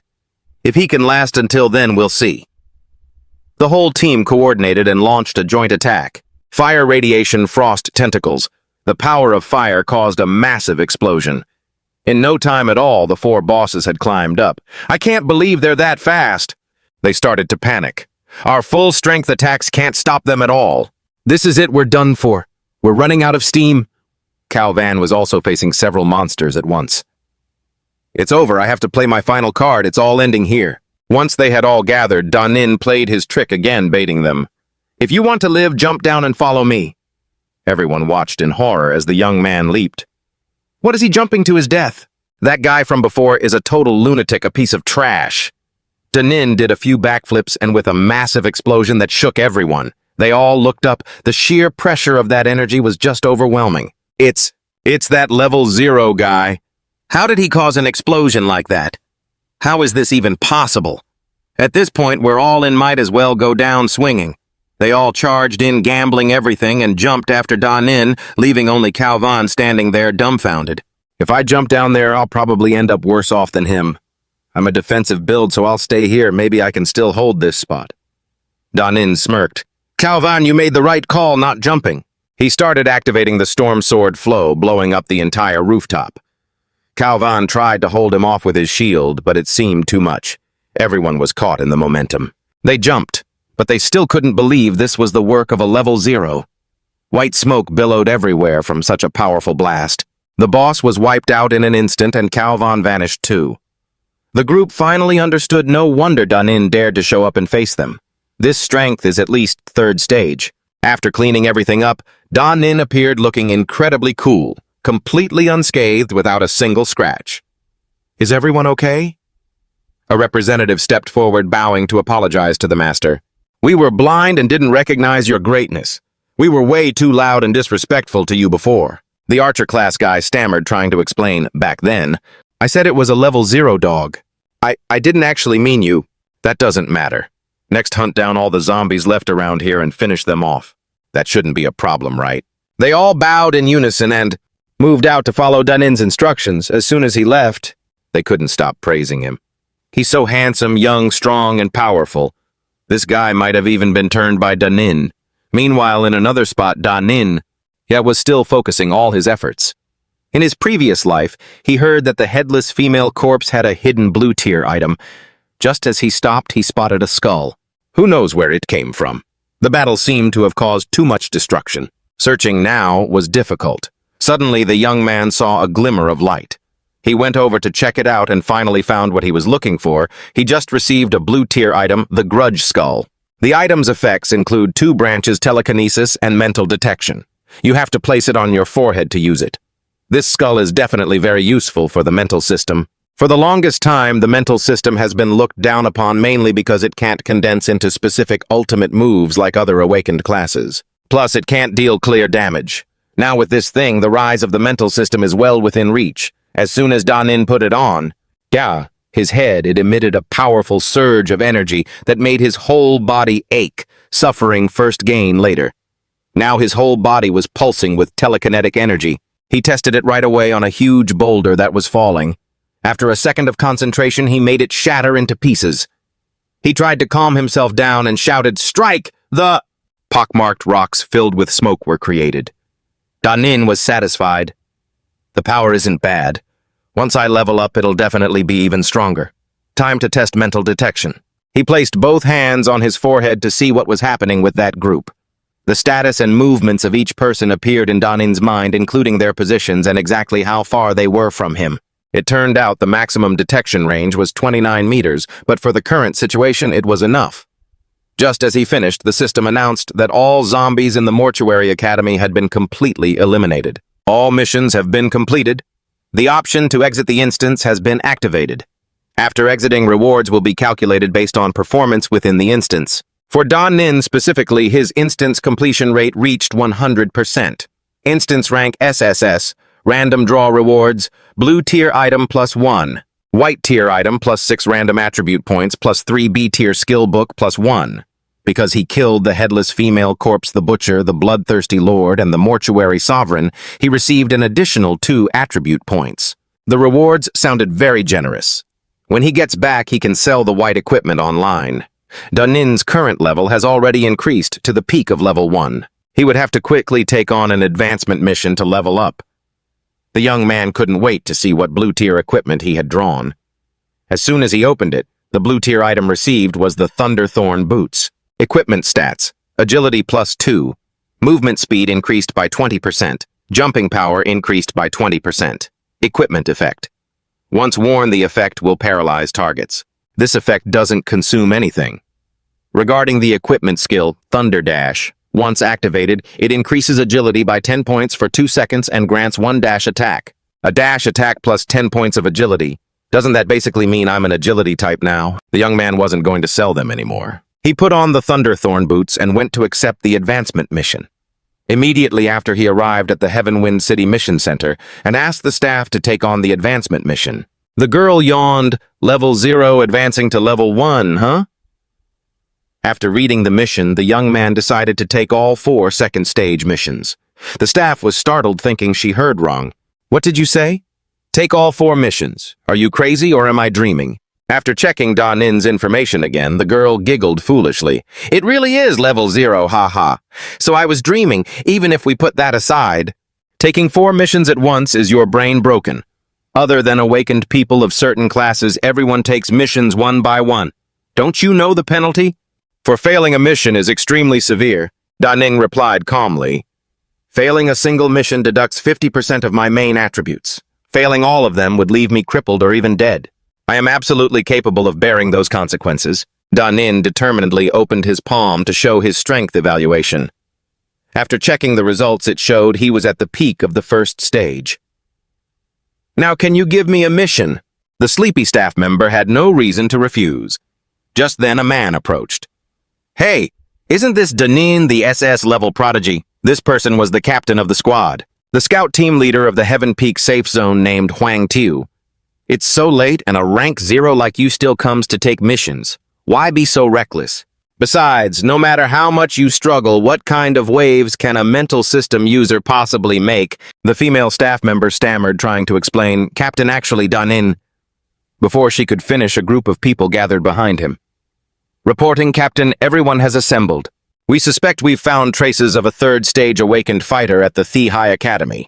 Headquarters has ordered us to investigate immediately. Everyone move fast. Let's go. Da Nin stood there with a faint smile. He didn't expect news of his destructive power to reach them so quickly. The old zoo was now a zombie paradise, controlled by a leader. Are we not going to tell the Heaven Peak safe zone? I've noticed that these past few days, Heaven Peak has been deploying troops everywhere. It seems like they're searching for something. Could it be us? The man wore iron armor and carried a massive blade. This was the leader of the Zhenjiang zone, a 3rd stage awakened named Hong Kung. Hong Kung bragged confidently. My son Hong Hung was just selected for the Firefly project. I want to go find some blue-tier equipment for him. It's no big deal. Besides, a while ago, the Heaven Peak zone was incredibly depressed because their SS level Da Nin was rejected by the higher-ups. If we go talk to them about this now, wouldn't that just be rubbing salt in their wounds? Yes, the leader is right. Hong Kung turned back, frowning. Is your intelligence accurate? Is there really only one peak, 2nd stage monster here that's about to promote to the 3rd stage? I don't want to run all the way from Zhenjiang to this faraway Heaven Peak for nothing. The subordinate answered confidently. Don't worry, leader, the intel is definitely accurate. That zombie tiger is definitely there. It can drop blue-tier equipment. The group got straight to work. On the other side, Da Nin stood from a high vantage point overlooking the scene. A system quest appeared before him. Advancement quest. Strength system. Eliminate 1 peak. 1st stage mutant zombie dog. Advancement quest. Agility system. Obtain the wing feathers of a 2nd stage mutant wind eagle. Advancement quest. Constitution system. Lead a team to eliminate the 2nd stage mutant blood bear. Advancement quest. Willpower system. Survive a low-level supernatural event within 24 hours. Among the advancement quests, 2 were in the zombie paradise. Da Nin thought he could figure out a way to finish them all at once. He activated his mental radar to scout the surroundings, suddenly discovering another group of ability users trying to steal his kills. Among them, he spotted Hong Kung, a 3rd stage awakened. He didn't understand why he had suddenly glanced over, making the young man jump in fright. He quickly pulled back his mental probe. That was heart-stopping. I almost got caught. Da Nin was filled with anxiety. This is tricky. If they really steal the quest mobs, I'll definitely be judged as having failed. No way I have to act fast. Immediately after he jumped down. At that same moment, the zombie dog and blood bear appeared surrounding the group of ability users. They scrambled to fight the monsters. Everyone split up. Lead them away from the leader. Watch your positioning and drag out the fight. A young man and a girl named Anu rushed forward to support the fight against the zombie dog. The others were in charge of the blood bear. Anu bragged loudly, teasing the dog. "Come here, puppy. Big sister has a bone for you." Hong Kong was suddenly panicked when he felt an overwhelming pressure. It seemed the zombie tiger had appeared. Just as he turned his head, it was standing right behind him. Hong Kong remained calm, even looking interested. Just in time. Sword in hand, he was ready to solo the zombie tiger. Danin watched from the bushes. Looking at him, he's at least an 8 stage, no 3rd stage. He's here for the blue gear on the tiger. I have to complete the quest. As for the blue gear, I want it too, but sneak attacking and stealing kills is immoral. And I don't need to confront a 3rd stage for this. If he can't beat the tiger, though, that's a different story. Right now, the monsters are not aligned on the same line. The distance between them is over 100 meters. I only have one use of heavenly/flowing light. If the distance is too far, I'm afraid something might go wrong. I have to seize the perfect chance. The zombie tiger was currently in a berserk state, roaring and charging at Hong Kong, who kept activating wind slashes. Observing the situation, Danin decided this monster had to be stolen. He focused on them and activated heavenly/flowing light. A massive burst of power overwhelmed them, leaving the group in a panic, not understanding what was happening. Is this a mid-level or high-level 3rd stage? Hong Kong, who was just acting cocky, looked back and forth to find the zombie tiger had vanished. The ability user team was furious. Who dared to steal my kill? Hong Kong, being smart and knowing his place, thought, this guy's strength is completely above mine. I can't confront him directly right now. Maybe I should just go talk to the Heaven Peak leader Tiu Hai first. In another development, after stealing the kill, Danin hopped away looking as happy as a clam. The system announced, you have defeated an over-leveled monster, zombie dog, blood bear, and zombie tiger. You have received 3 attribute points. Additionally, you obtained mutant materials, dog teeth, bear paws, and tiger eyes. You received a solidified blood item, white grade. You received equipment, giant bear helmet, white grade, and grudge tiger gloves, blue grade. As soon as he landed, Danin requested, open the info panel for the blue tier gear grudge tiger gloves. Grudge tiger gloves, auxiliary weapon. Equipment attributes: increases strength by 3 points, increases agility by 2 points. Increases attack speed by 30%. Using the gloves inflicts a mental damage effect on the target, causing a short stun, and has a chance to cause a fear effect. Cooldown 24 hours. Equipment assessment: gloves imbued with grudge. The target will have to endure the fear of the tiger beast. After reading, Danin understood. No wonder that 3rd stage leader had his eyes on it. Danin immediately put them on to test them out. At the Heaven Peak investigation room, Huang Tio, captain of the investigation squad, was yawning exhausted because they couldn't find any traces of the 3rd stage mystery man at the Thi Hai Academy. A whole night and it's still like the rotting forest from last time. There really isn't a single clue about that mysterious 3rd stage person. I don't even know if it's the same guy. Just then, a staff member rushed in, panicked. Captain, the scout team just discovered 2 3rd stage spiritual energy fluctuations at the zombie paradise. What again? And 2 of them. So our Tianfeng faction has really poked the hornet's nest of a level 3 powerhouse, huh? Wang Tiao, don't just stand there. Go investigate immediately. Tell everyone to stop resting and gather up right now. If we don't get to the bottom of this, the commander will skin us alive when he gets back. Just our luck. Hong Qiang has already tracked down Xiao Hai to cause trouble. Xiao Hai, get your ass out here. What the hell is going on? Isn't this Commander Hong from the Zhenjiang District? Commander Xiao is out at the front lines, sir. What are you so angry about? Hong Qiang glared at the clueless-looking Huang Tiao. Who the hell are you? Do I even need to explain myself to you? I'm Huang Tiao, captain of the Tianfeng investigation team and Commander Xiao's right-hand man. The commander isn't here, sir. If you don't mind, why not tell me first? Maybe I can handle it. Like hell you can! Hong Chang started ranting furiously. This morning I was hunting the corpse tiger at the corpse paradise. I was all set to grab the loot for my son, and just as I was about to succeed, some level 3 from your district swooped in and snatched it. Huang Tiao was stunned. So Hong Chang was one of the two level 3 guys from earlier. Hong Chang kept losing his temper. I'm telling you, the level 3 from your Tianfeng district has no honor. Stealing kills like that. Do you have any idea? Ha, Commander Hong, you must be joking. Everyone knows the only level 3 in our Tianfeng is Commander Xiao. Hong Chang was clearly losing his patience. I knew talking to you was a waste of time. I'm going to the front lines to find Xiao Hai and get justice. Let's move. Huang Tiao felt a wave of anxiety. He didn't expect things to get this serious. Looks like he needs to report this to the commander first. After receiving the report, Xiao Hai was also shocked. What did you say? Tianfeng has a mysterious level 3 operative, and they even managed to snatch a kill from Hong Chang if there's someone else or even multiple level 3 powerhouses. At hiding in Tianfeng, that's a massive security threat. This time you must investigate it thoroughly. Now is not the time to panic and scare everyone else. Yes, sir. Yes, Commander, I'll send people out to investigate the whole city immediately and gather clues about any equipment obtained. Da Ning was still sitting there munching on a snack quite leisurely at the Youth Learning Center. Only 2 tasks left: the wing feathers of the Wind Eagle and the supernatural dungeon, and he could promote to level 2. The Wind Eagle feathers aren't hard to buy online. Even though Wind Eagles are rare, they're basically just low-level materials. Anyone lucky might stumble across one. They don't have much practical use, so people would rather sell them. The trade request for Wind Eagle feathers. Da Ning just posted on the system already had someone reaching out.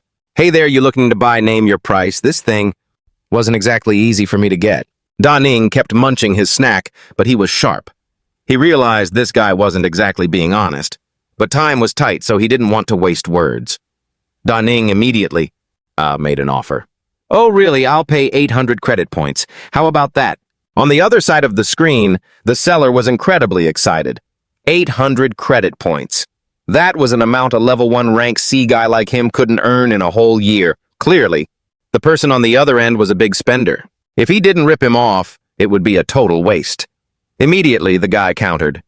900, no 1,000 points, and it's yours. I really risked my life to get this feather. Da Ning was fed up with the bluffing. He swallowed his snack and immediately snapped back. What the hell? What is this? If I'm not mistaken, you're only a level 1 rank C yourself, right? How exactly did you risk your life against a Wind Eagle? You definitely just picked this up somewhere outside, didn't you? Correction implied previous thought. You thought since I offered directly you could be greedy and gouge me. You know the market price for these feathers just as well as I do. I needed it urgently, but now I'm not in a hurry anymore. If you don't like it, keep it for yourself. After getting absolutely roasted, the guy had to fold.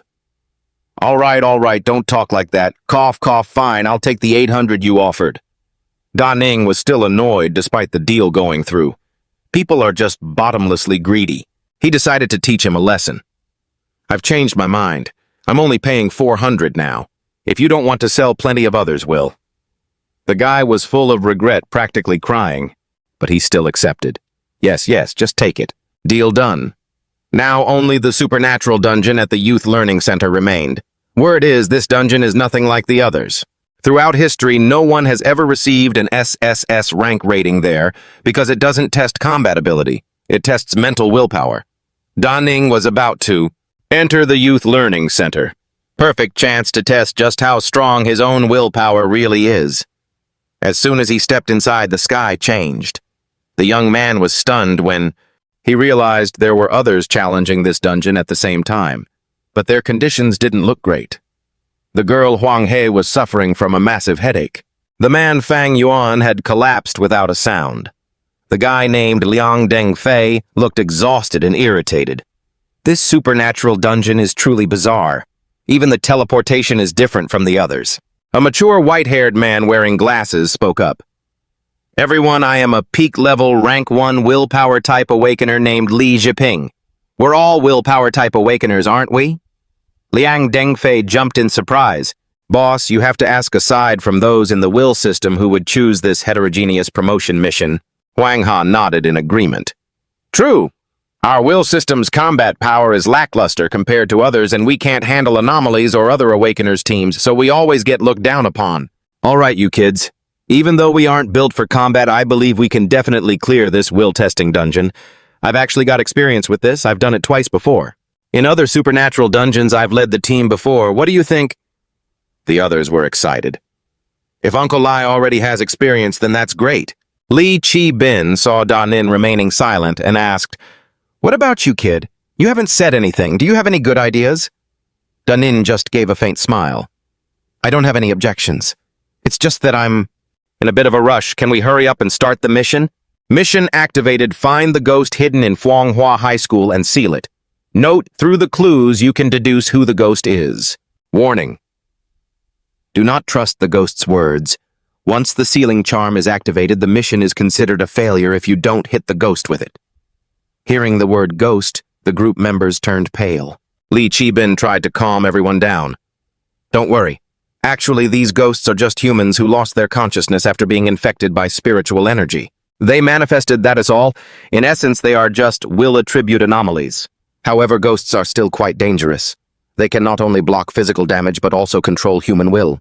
According to the mission instructions, let's first go to the teaching building to look for clues. If you encounter a ghost, don't attack recklessly, run and call for help immediately. I have a special technique to deal with them. Now we'll split into 3 groups to search the classrooms, the archives, and the teacher's office. The girls are delicate, so they'll be in my group. Dang Fai and Fong Nguyen together, and Da-nin goes solo. If anyone finds anything, share it in the group chat immediately. Don't hide information." With that, Da-nin went to the archives alone. Shining his flashlight on a piece of paper on the floor, he found the room mostly empty, save for a scrap of a newspaper article that read, "Suspicions arise that class teacher Dao Kwok-sin molested Vuong Fuong, leading her to do something desperate." Just then a ghost descended from above, intending to bite. Straight for Da-nin's head, but failed. He immediately froze it. So it's a ghost. Could it be Vuong Fuong? He activated his full willpower, manifesting his energy, which instantly impacted the female ghost, causing her to flee. She ran away. Was that just her spirit power coming to test me? Right at that moment, the group chat was buzzing with information. Huang Ha's message, "Uncle Lai and I found..."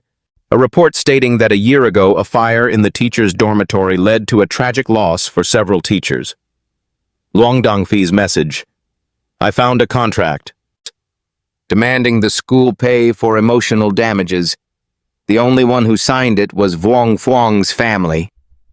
Fuong Nguyen's message, "I discovered that after the fire, the school found records regarding Taoists drawing sealing charms." Da-nin's message, "A harassment case against a female student occurred at the school a year ago. The victim, Vuong Fuong, is suspected of having done something desperate." Li Chi-bin nodded. "The clues seem very clear now. Vuong Fuong was assaulted by Dao Kwok-sin. Her family's request for compensation failed. After Vuong Fuong died, she became a vengeful spirit, causing the fire to take revenge on the teachers. Later, a Taoist sealed her. Now the charm has weakened. Our mission is to find the charm and seal her back." Huang Ha told everyone about their analysis and asked them to gather at the fire-damaged dormitory room 201. "I suspect the sealing charm is there." Da-nin thought differently. He felt this judgment was too simple and straightforward. But how could they have guessed room 201 so easily? Luang Dongfi immediately followed orders to gather, convinced the ghost was indeed Vuong Fuong. Just then something was following them, lurking behind with long, tangled hair. "Fai, it looks like something is following us!" Dang Fai screamed. "It's Vuong Fuong, run!" They scrambled, screaming for their lives. Elsewhere, Da-nin, along with Uncle Lai and Huang Ha, arrived at the teacher's dormitory. "They haven't arrived yet. I'll wait outside. You two go in and find the charm first. This iron door is stuck. I'll try to open it with Dalin watched them struggle for a while, and not wanting to waste time, he walked straight up and kicked the door open. Boom, Uncle Lai and Huang Ha froze for a few seconds. "This strength, is he really from the will system, da?" Nin didn't want to show off. He just did it to save time. After shining the light for a moment, Huang Ha shouted, "Uncle Lai, we found the charm!" Da-nin was still shining the flashlight on. A human-shaped trace on the wall. Huang Ha, "Did the clues you found earlier mention if the teachers were burned alive in that room?" "No." "Why are you asking that?" Just then, Dang Fai's group came sprinting for their lives. "Save me, the female ghost is catching up." Just then, Fuong Nguyen got hit and was possessed by the ghost. He lunged and bit straight into Dang Fi's neck. Li Qibin cried out in panic. "The ghost is inside Fuang Win's body.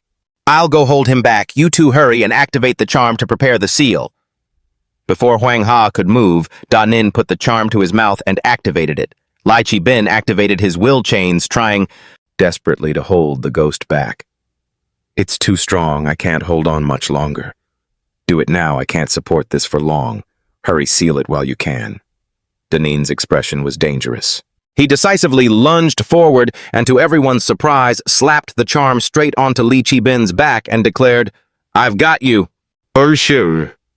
Teacher Dao Quoxin. Li Qibin was stunned, breaking out in a cold sweat, never thinking he would be exposed so easily. Everything was finally finished. Da Nin had completed the dungeon.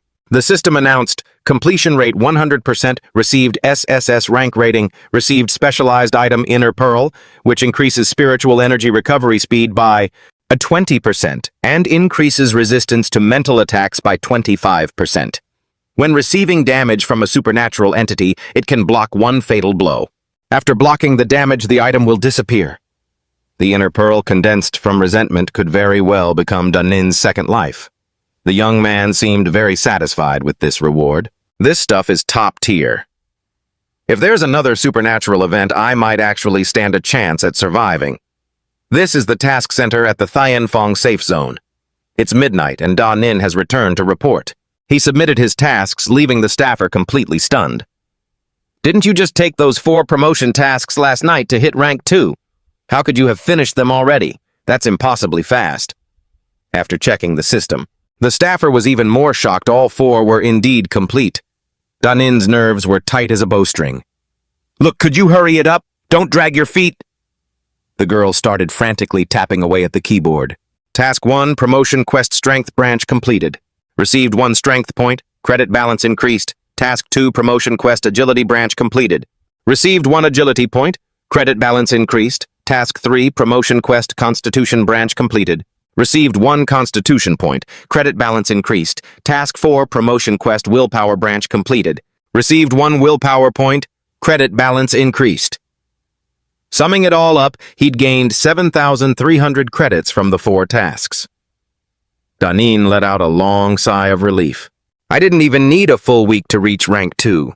With the Sword God system, leveling up is so much faster than it was in my past life. After Da Nin left the staffer, immediately picked up the phone to report his personal data to her superiors.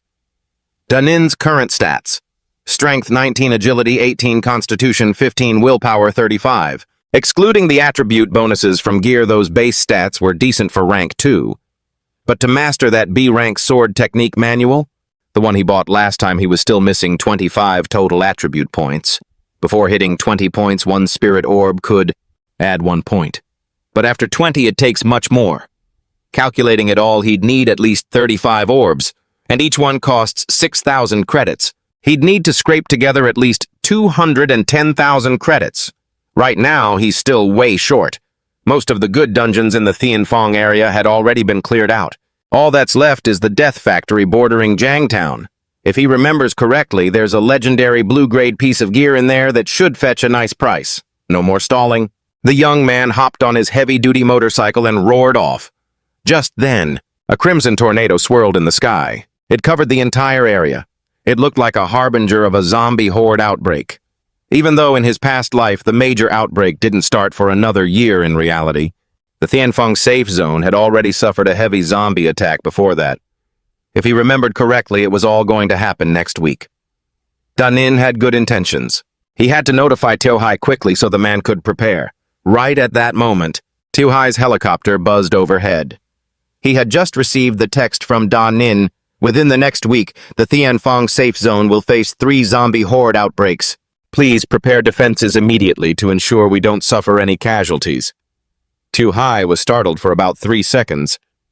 But then, he assumed Da Nin was just acting out because he didn't get SS rank treatment and wanted attention. He scoffed, completely ignoring the warning. Still such a low-level talent. None of this makes sense. Ever since the last big war between humanity and the zombies 40 years ago, things have been peaceful for so long. The zombies are all sealed off in the cities from before. It's impossible for there to be an outbreak.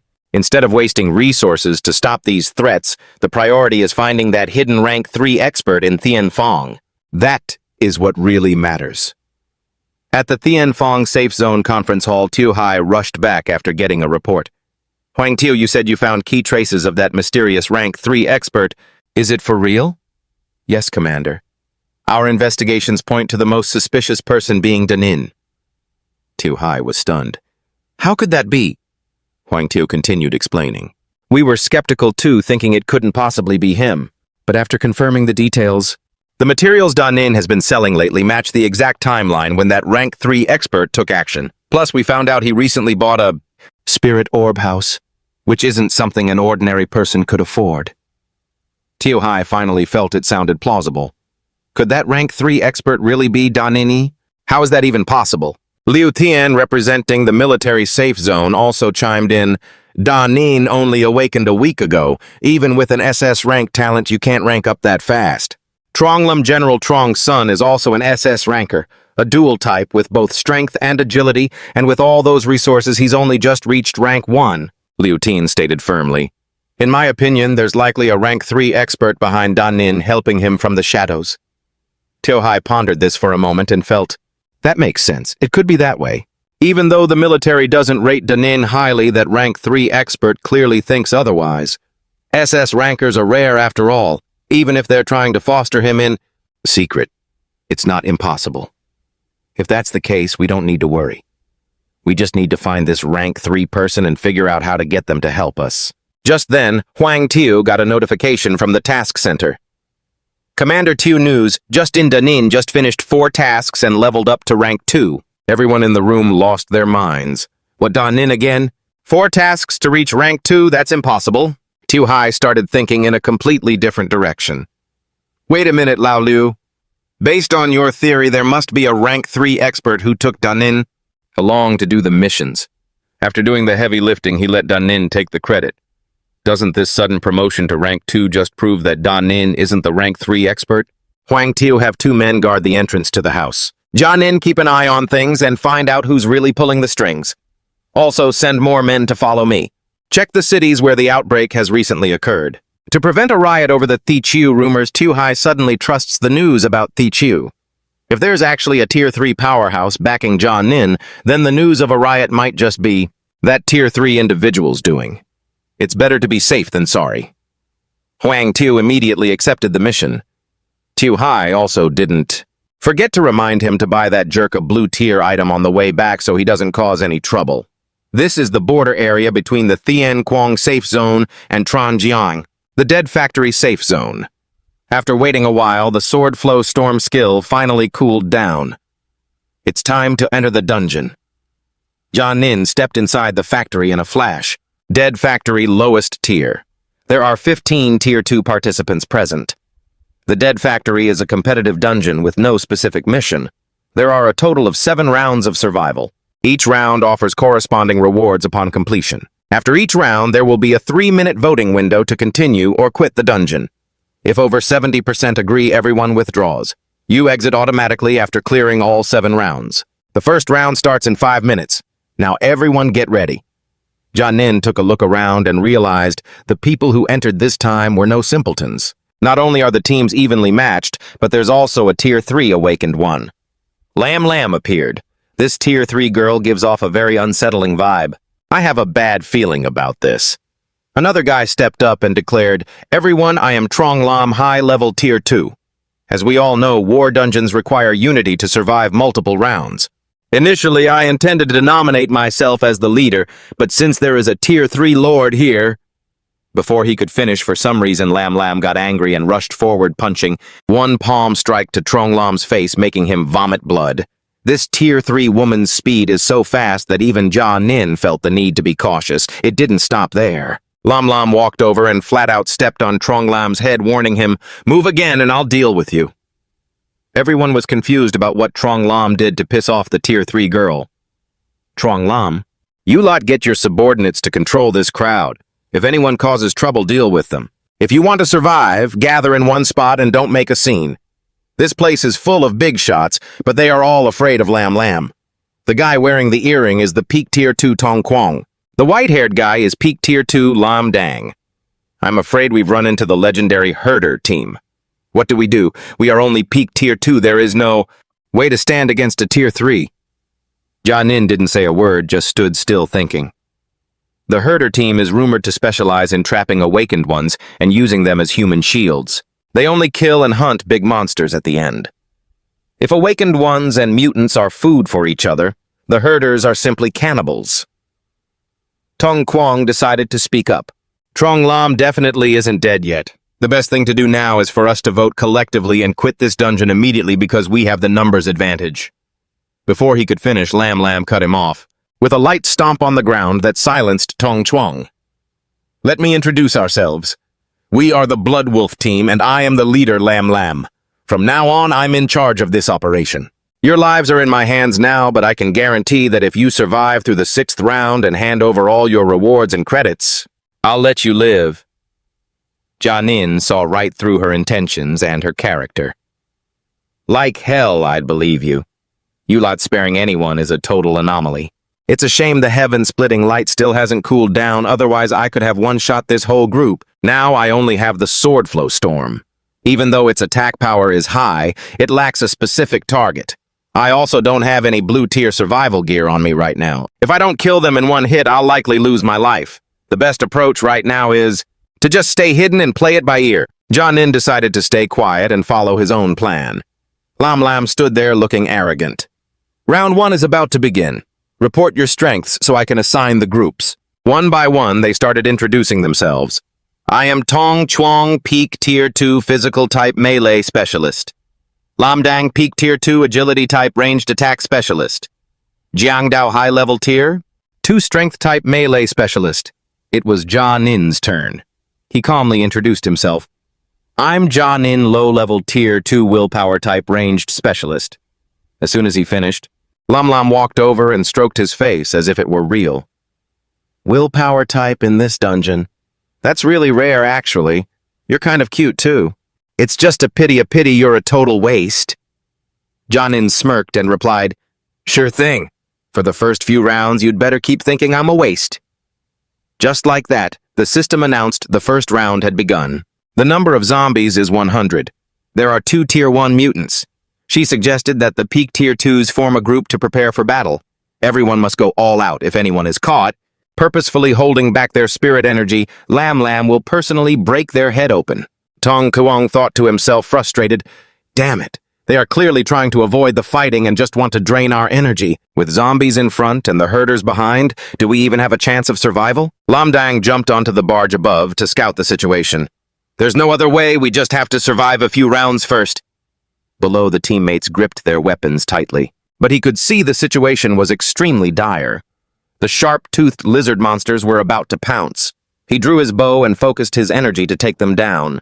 Tong Kwang, you and I, one high, one low target the lickers, the others handle those zombies. Tong Kwang raised his hammer ready to smash the pack. Come and get it, you lickers. Taste the hammer of yours truly. The others behind focused their power to support. Tuba launched a frost-type ultimate move.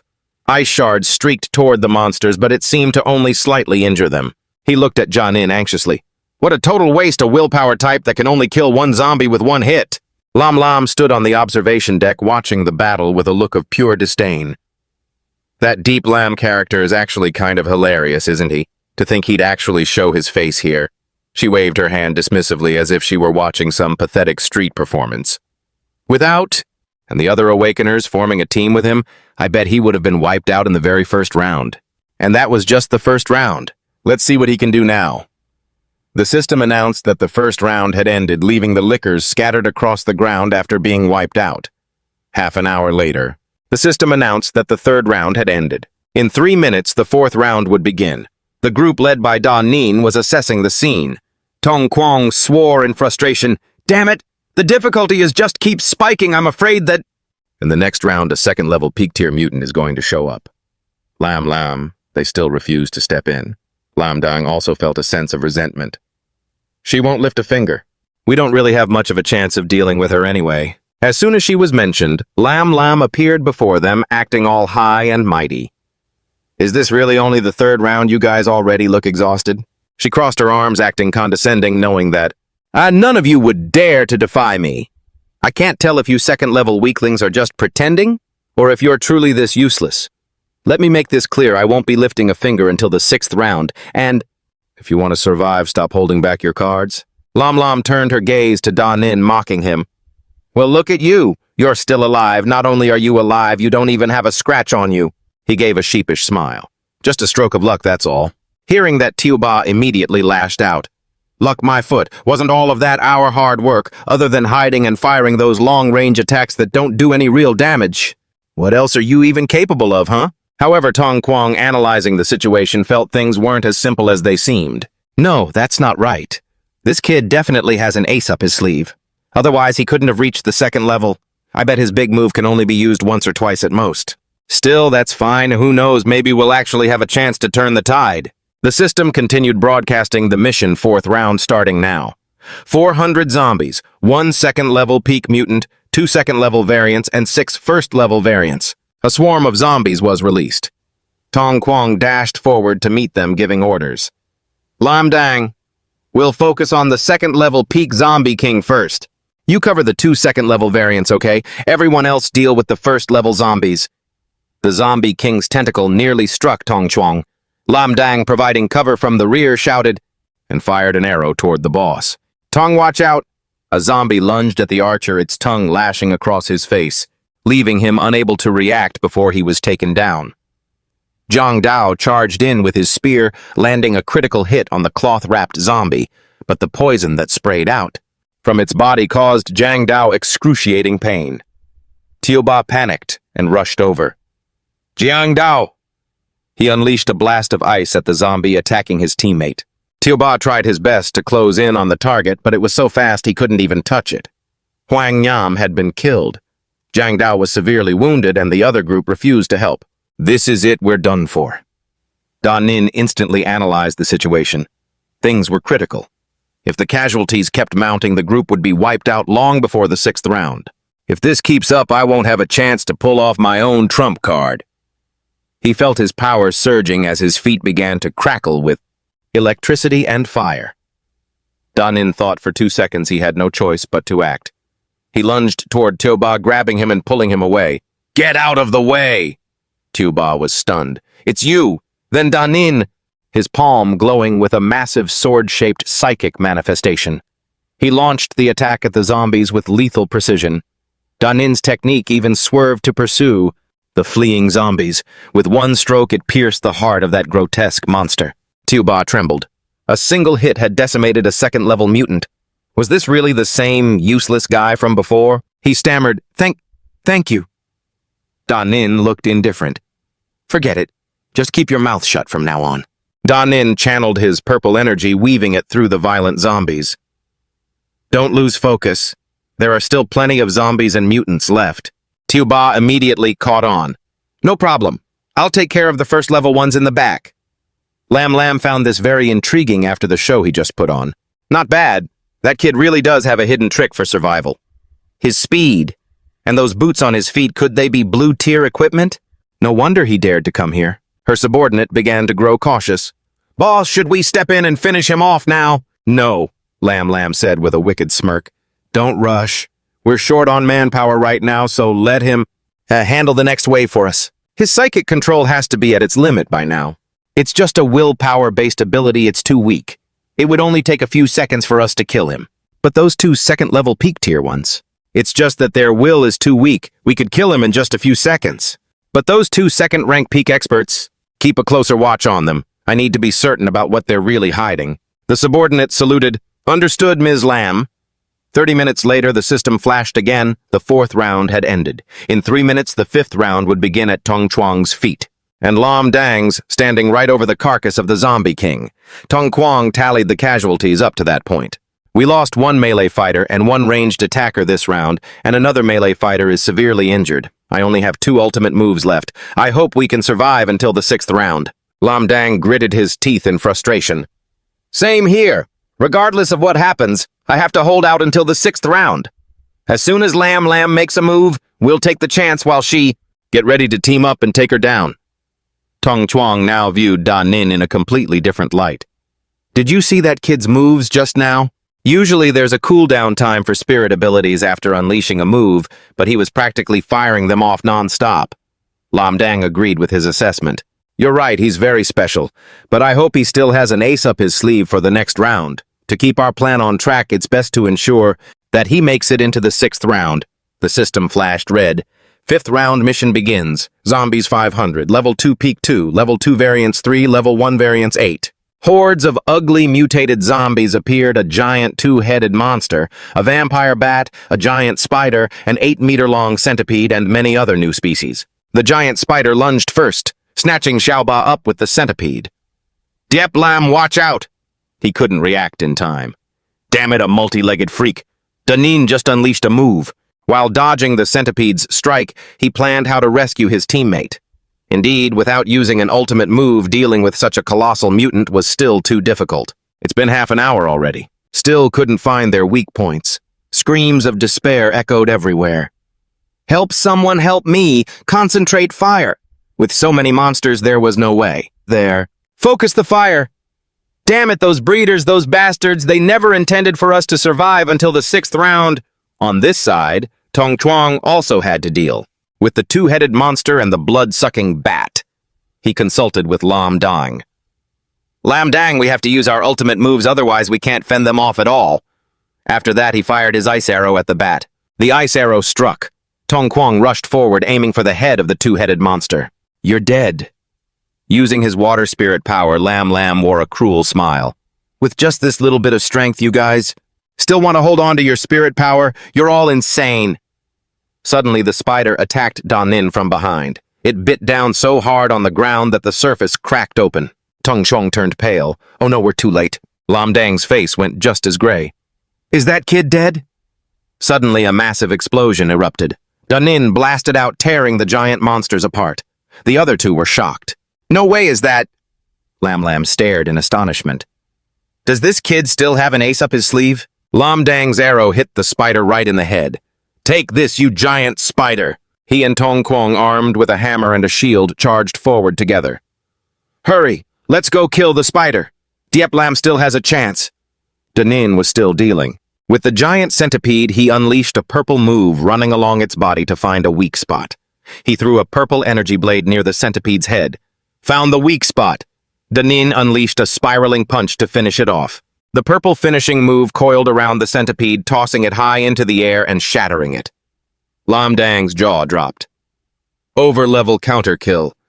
It's the female monster from before, the one who was directing others to focus fire, but this time it was different. Tong Chuang's expression was just as intense. Lam looked at him like he was her prey. Only level 2 early stage, but he's wearing 2 sets of armor. Looks like a fat sheep. She cruelly commanded, the next round begins. Harvest them. Don't kill the brat called Diep Lam, he urged, crushing. Keep his limbs, I want to torture him slowly. The subordinates shouted in unison. Yes, boss. Tong Chuang's face darkened as he saw the other side beginning to stir. The next round only leaves us and Diep Lam. Lam and her crew will definitely join the fight too by then. We'll take the opportunity to kill her. Lam Dang agreed. Even if we can't kill her, we have to severely wound her. Diep Lam can deliver the final blow. The mission notification board appeared. 6th attack round begins, level 2 peak 3 stars. Level 2 this time, the number of mutant monsters has tripled, and they're even more ferocious. On Lam's side, the zombies were already attacking, so she rushed to the front. It's the final round, give me everything you've got. She, with one hand, could cut through zombies like paper. As long as you guys can hold your own. I promise I'll only take the money, not your lives. Lam kicked and punched a giant zombie repeatedly as if it were a punching bag in the gym. I'll handle the berserk zombie. Level 2 peak while the rest of you focus fire on the others. The sword-wielding zombie with blood-red eyes swung its blade. It struck right next to her, forcing her to dodge quickly. Lam was furious. She swung her leg, preparing to finish off the monster, delivering a blow that sliced the creature in half.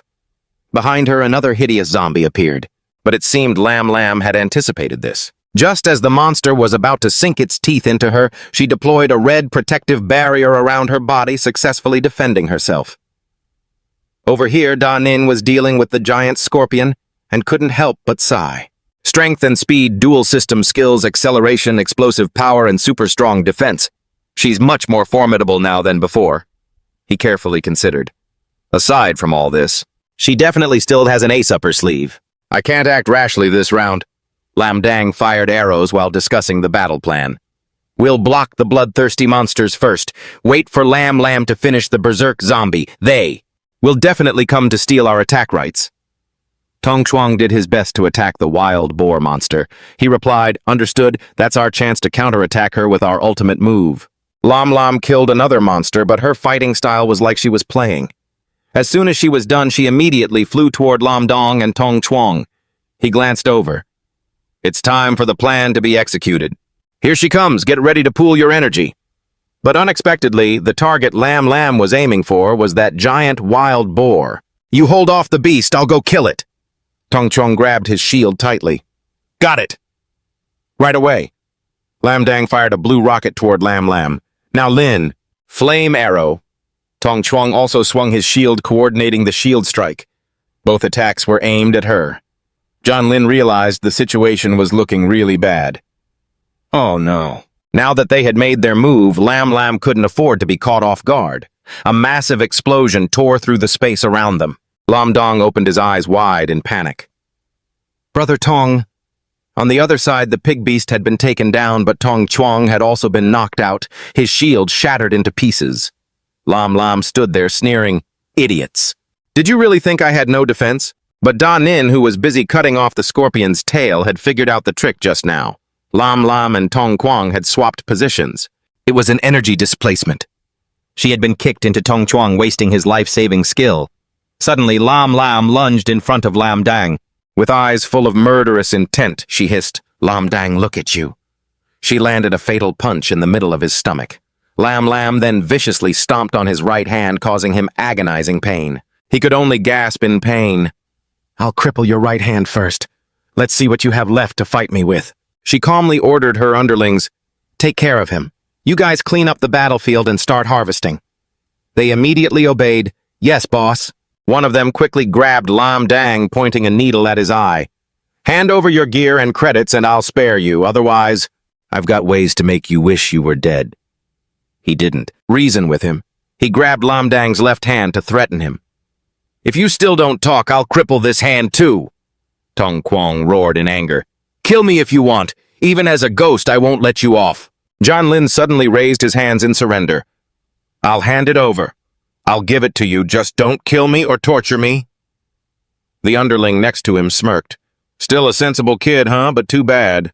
The boss ordered us to crush your hands and feet. John Lin took a step back, stalling. Wait, if you want to cripple me, at least let me finish the transfer first. But he was already thinking of a way to deal with this bunch. A chance for a counterkill in the 7th round. He had to find a way to drag this out until the final round. The system announced, the next round, the 6th round, has ended. Everyone vote on whether to enter the 7th round, the final battle. Da Nin coldly prepared his finishing move, his eyes blazing with intense killing intent. Invitation to enter the 7th round, highest difficulty. Very few people know about this. Once you sign up for the highest difficulty, there is no need to vote, and the dungeon will continue. The system displayed the voting results. Someone has confirmed entry to the next round. The 7th round, highest difficulty, is about to begin. The first underling stumbled in, wait, no. The boss said after harvesting we were going to disband, right? The second underling was just as confused. What's going on? We were supposed to vote, 70% is needed to decide, right? The third one started breaking into a cold sweat. I heard the 7th round can have level 3 mutations. The boss can't handle that. Tong Chuang laughed heartily in front of the underlings. Right next to them, it's fate, go ahead and perish together. Lam Lam's face was twisted in fury. Tong Chuang, did you do this? She lunged at him at top speed. I'll kill you! But suddenly a monster burst out from the ground. It looked like a giant worm with a mouth full of jagged teeth emerging from the earth to block her. Its size was overwhelming. Purple strike. Lam Lam's underling on Lam Dang's side was struck down by another blow piercing through the one on Tong Chuang's side. Da Nin stood on high ground and shouted, Tong Chuang, Lam Dang, are you still holding up? If you are run away as far as you can, Lam Dang helped Tong Chuang up and ran from the giant worm beast. Is that Ye Lin? There's a change. He held his divine sword pointing forward. Lam, I bet you didn't know this, did you? Danin stood tall, holding his superior sword, looking down as if at vermin. Level 3 mutated entities have intelligence. They prioritize killing high-level ability users first. As long as you get tangled up and can't break free, I'm sure I can take everyone out in one move. The beast opened its mouth wide. Lam gritted her teeth and looked back. Swap positions. She dashed forward at full speed. Danin was still observing everything. Sure enough, her displacement ability has a distance limitation, so she absolutely cannot swap to this side. The beast's mouth was closing in, eyeing her. She desperately jumped to avoid the attack, but the monster was faster and lashed out at her. John Lin immediately grabbed his blade. This is it! He unleashed a flurry of sword strikes, windstorm blade. Lam saw this and was terrified. What is this, like this? This is thousands of times scarier than that level 3 mutation. Could it be that besides me there's another level 3 user here? The monster was slice it into pieces. She looked at the creature and shuddered. The range of this move is too big, there's no way I can escape. At that moment, the system issued a notification. Death Arena passed. You will be removed from the dungeon in 5 minutes. Danin looked down from above. Tong Quang couldn't believe his eyes. This. One move, to take out both a level 3 awakener and a level 3 mutated entity. Lamdang was also gaping in shock. Could you be a level 3 mid-stage? No, a level 3 high-stage user? He looked down with cold eyes. It seems like there's still a human presence down there. Could it be that old hag isn't dead yet? Janlin immediately threw his blade. Spiritual control, spirit blade. Lam was already severely injured. She spotted the blade coming for her. Her eyes were locked onto it. This technique. Could it be Yilin who did this? He looked at Lam with sharp, icy eyes. Sure enough, you didn't die. You must have some life-saving equipment, right? Well then, eat this blade first before you say another word. The knife was inches from Lam's forehead, but it was as if she were shielded by some invisible force. How is it not piercing through why? Lam broke into a cold sweat as she watched the blade spinning endlessly. Thank goodness she had spent a fortune on that one-time use defensive prop last time. This A-grade passive defense. So that's how it is. Jian Ning lunged forward with his long sword. It looks like my telekinesis alone isn't enough to break through that barrier. But you look absolutely spent now. You don't have the energy left to activate any big moves, do you? In that case, I'll have to take care of you myself. She looked at him in sheer disbelief. That ultimate move just now, was that really all you? You're actually a tier 3, aren't you? You've been hiding your true strength all this time. No matter how hard you try, you failed. What kind of barrier is this? It won't let anything through at all. Lam felt a surge of pure fury. If you want to kill me, just do it. Why do you have to humiliate me like this? Jen Ning felt a bit confused. Oh, so she thinks I'm trying to humiliate her instead of just finishing her off. Looking at her, he suddenly flashed a smug, mocking grin. In that case, it sounds like you're more afraid of being humiliated than being killed. Well, that makes things easy for me. I know this is incredibly shameless, but if I want to get that loot, I've got to play the part. He tilted her chin up. Oh, so you want a quick and painless death, do you? When you were torturing those other awakened ones. Did you ever stop to think that you'd end up in a spot like this? She was trembling with rage. You bastard, what are you trying to do? Jian Ning kept that calculating smile on his face. Is that all it takes to break you? Just wait, you'll soon learn what true humiliation feels like. She gritted her teeth. What do I have to do to get you to just end it? He immediately laid out his demands. Simple, just like what you made us do.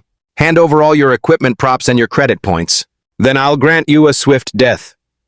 But Lam was still suspicious.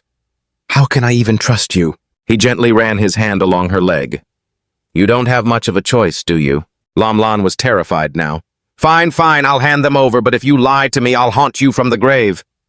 Just then, the system notified him, User A178. User 391 wants to trade with you blue tier item Blood Soul Armor. User 391 wants to trade with you blue tier item Frost Flame Gauntlets. User 391 wants to trade with you blue tier item Crushing Gale Armor. User 391 wants to transfer 13,000 credit points to you. Janning seemed quite satisfied with the transaction. This is quite a haul. Honestly, robbing people is the fastest way to get rich. Lam Lan had accepted her fate. I've handed everything over, kill me already. But he remained cold. Is that really everything? Only 13,000 credits, I find that hard to believe. You'd better hand over the rest, or do you want to see what I'll do to you next? Jenning gripped her arm. You bastard, that is all I have. Believe it or not, that's up to you. He quickly pinned her down. Still trying to act tough. Then I won't hold back anymore. Lam Lan didn't even bother to resist. Go ahead. You scum, if you got the guts, just do it. But suddenly he lost interest and walked away.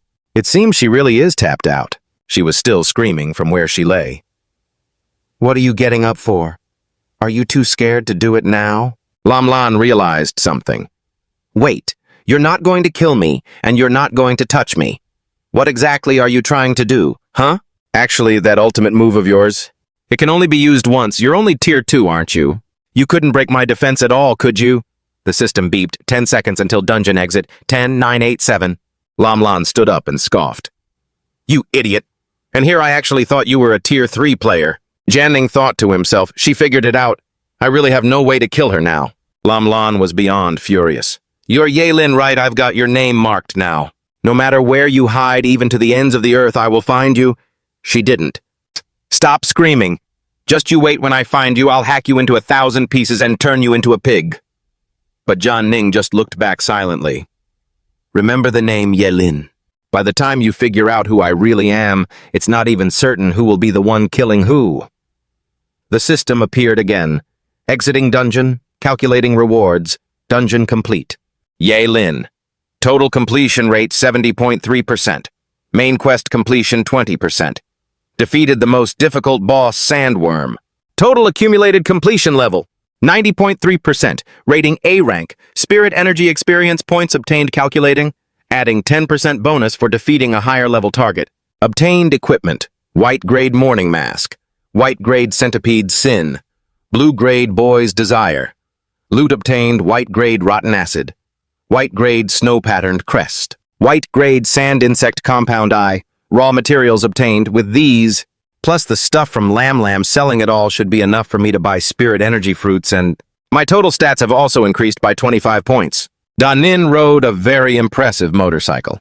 Tonight he has to reach Jangtown to find a hotel to practice the B-rank sword technique manual, then head to the ruins battlefield tomorrow to grab some gear, and while he's at it, get familiar with the battlefield. Just then a man blocked his path. Save me.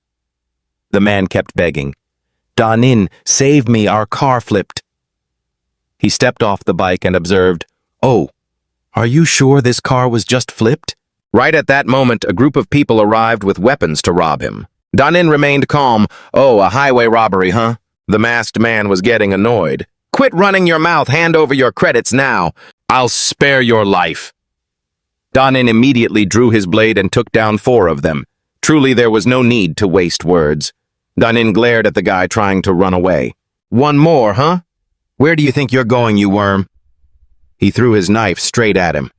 Let's see where you can run to now. The knife slashed across the man's leg. He immediately collapsed to the ground. Da Nin looked at the guy's leg in shock. No blood from the wound. The man was slowly standing back up. Not human, not a zombie, and not a mutant. He wept incessantly, pleading, My lord, please spare me. I know where they hide the stolen loot. I'll tell you everything. Da Nin angrily grabbed him by the collar. I was truly forced into this. Please don't kill me. His eyes were filled with murderous intent. Tell me right now, what exactly are you? Faced with Da Nin's interrogation, the man was terrified and quickly opened his status screen. Don't kill me. I'll open my personal status screen, you can see for yourself. The system immediately displayed his personal info, identity lie, foo, qui NPC, sub-dungeon, level 0. Innate talent. Golden flower sense. Expert merchant golden flower sense. When the skill is used, it can detect any item in the target's inventory. Expert merchant automatically increases transaction prices by 10%. The other party won't be able to detect it until the exchange and transaction process is complete. Membership fee 5% of the transaction amount will be automatically deducted and kept for yourself. This effect is immune to any transaction rules. Da Nin was still skeptical, reading the info while questioning him. An NPC. How could you escape a sub-dungeon? Don't tell me you were born with consciousness. Fukui trembled and replied, Actually, I don't know why. I appeared here. Ever since I gained consciousness, I've been out here, my lord. Can you please spare me? Seeing that pathetic display, he had no intention of letting him go and was silently calculating something in his head. All three of his skills are system grade that awakened ones can never learn. If I can make him help me with trades and business, I could save a fortune. Thinking that Da Nin pulled out a white scroll, held it in front of Fukui, and commanded sternly, Sign the contract. Do this and I'll spare your life. Fukui was terrified by the condition a thrall contract, but in the end, he had to sign it. The system immediately popped up a notification. Lai Fukui has signed the certificate. Starting interface for subordinate. Master Da Nin. Second rank primary. Subordinate Lai Fukui no rank. Loyalty 60 out of 100. Da Nin smiled with satisfaction and said to him, From now on, you're following me. We're teammates. Contrary to his tone, Fukui couldn't hold back his tears. He complained, Teammates, my foot. This is forced labor. Why am I so unlucky? Between running into local tyrants or brutal villains, seeing him so miserable, you offered a suggestion.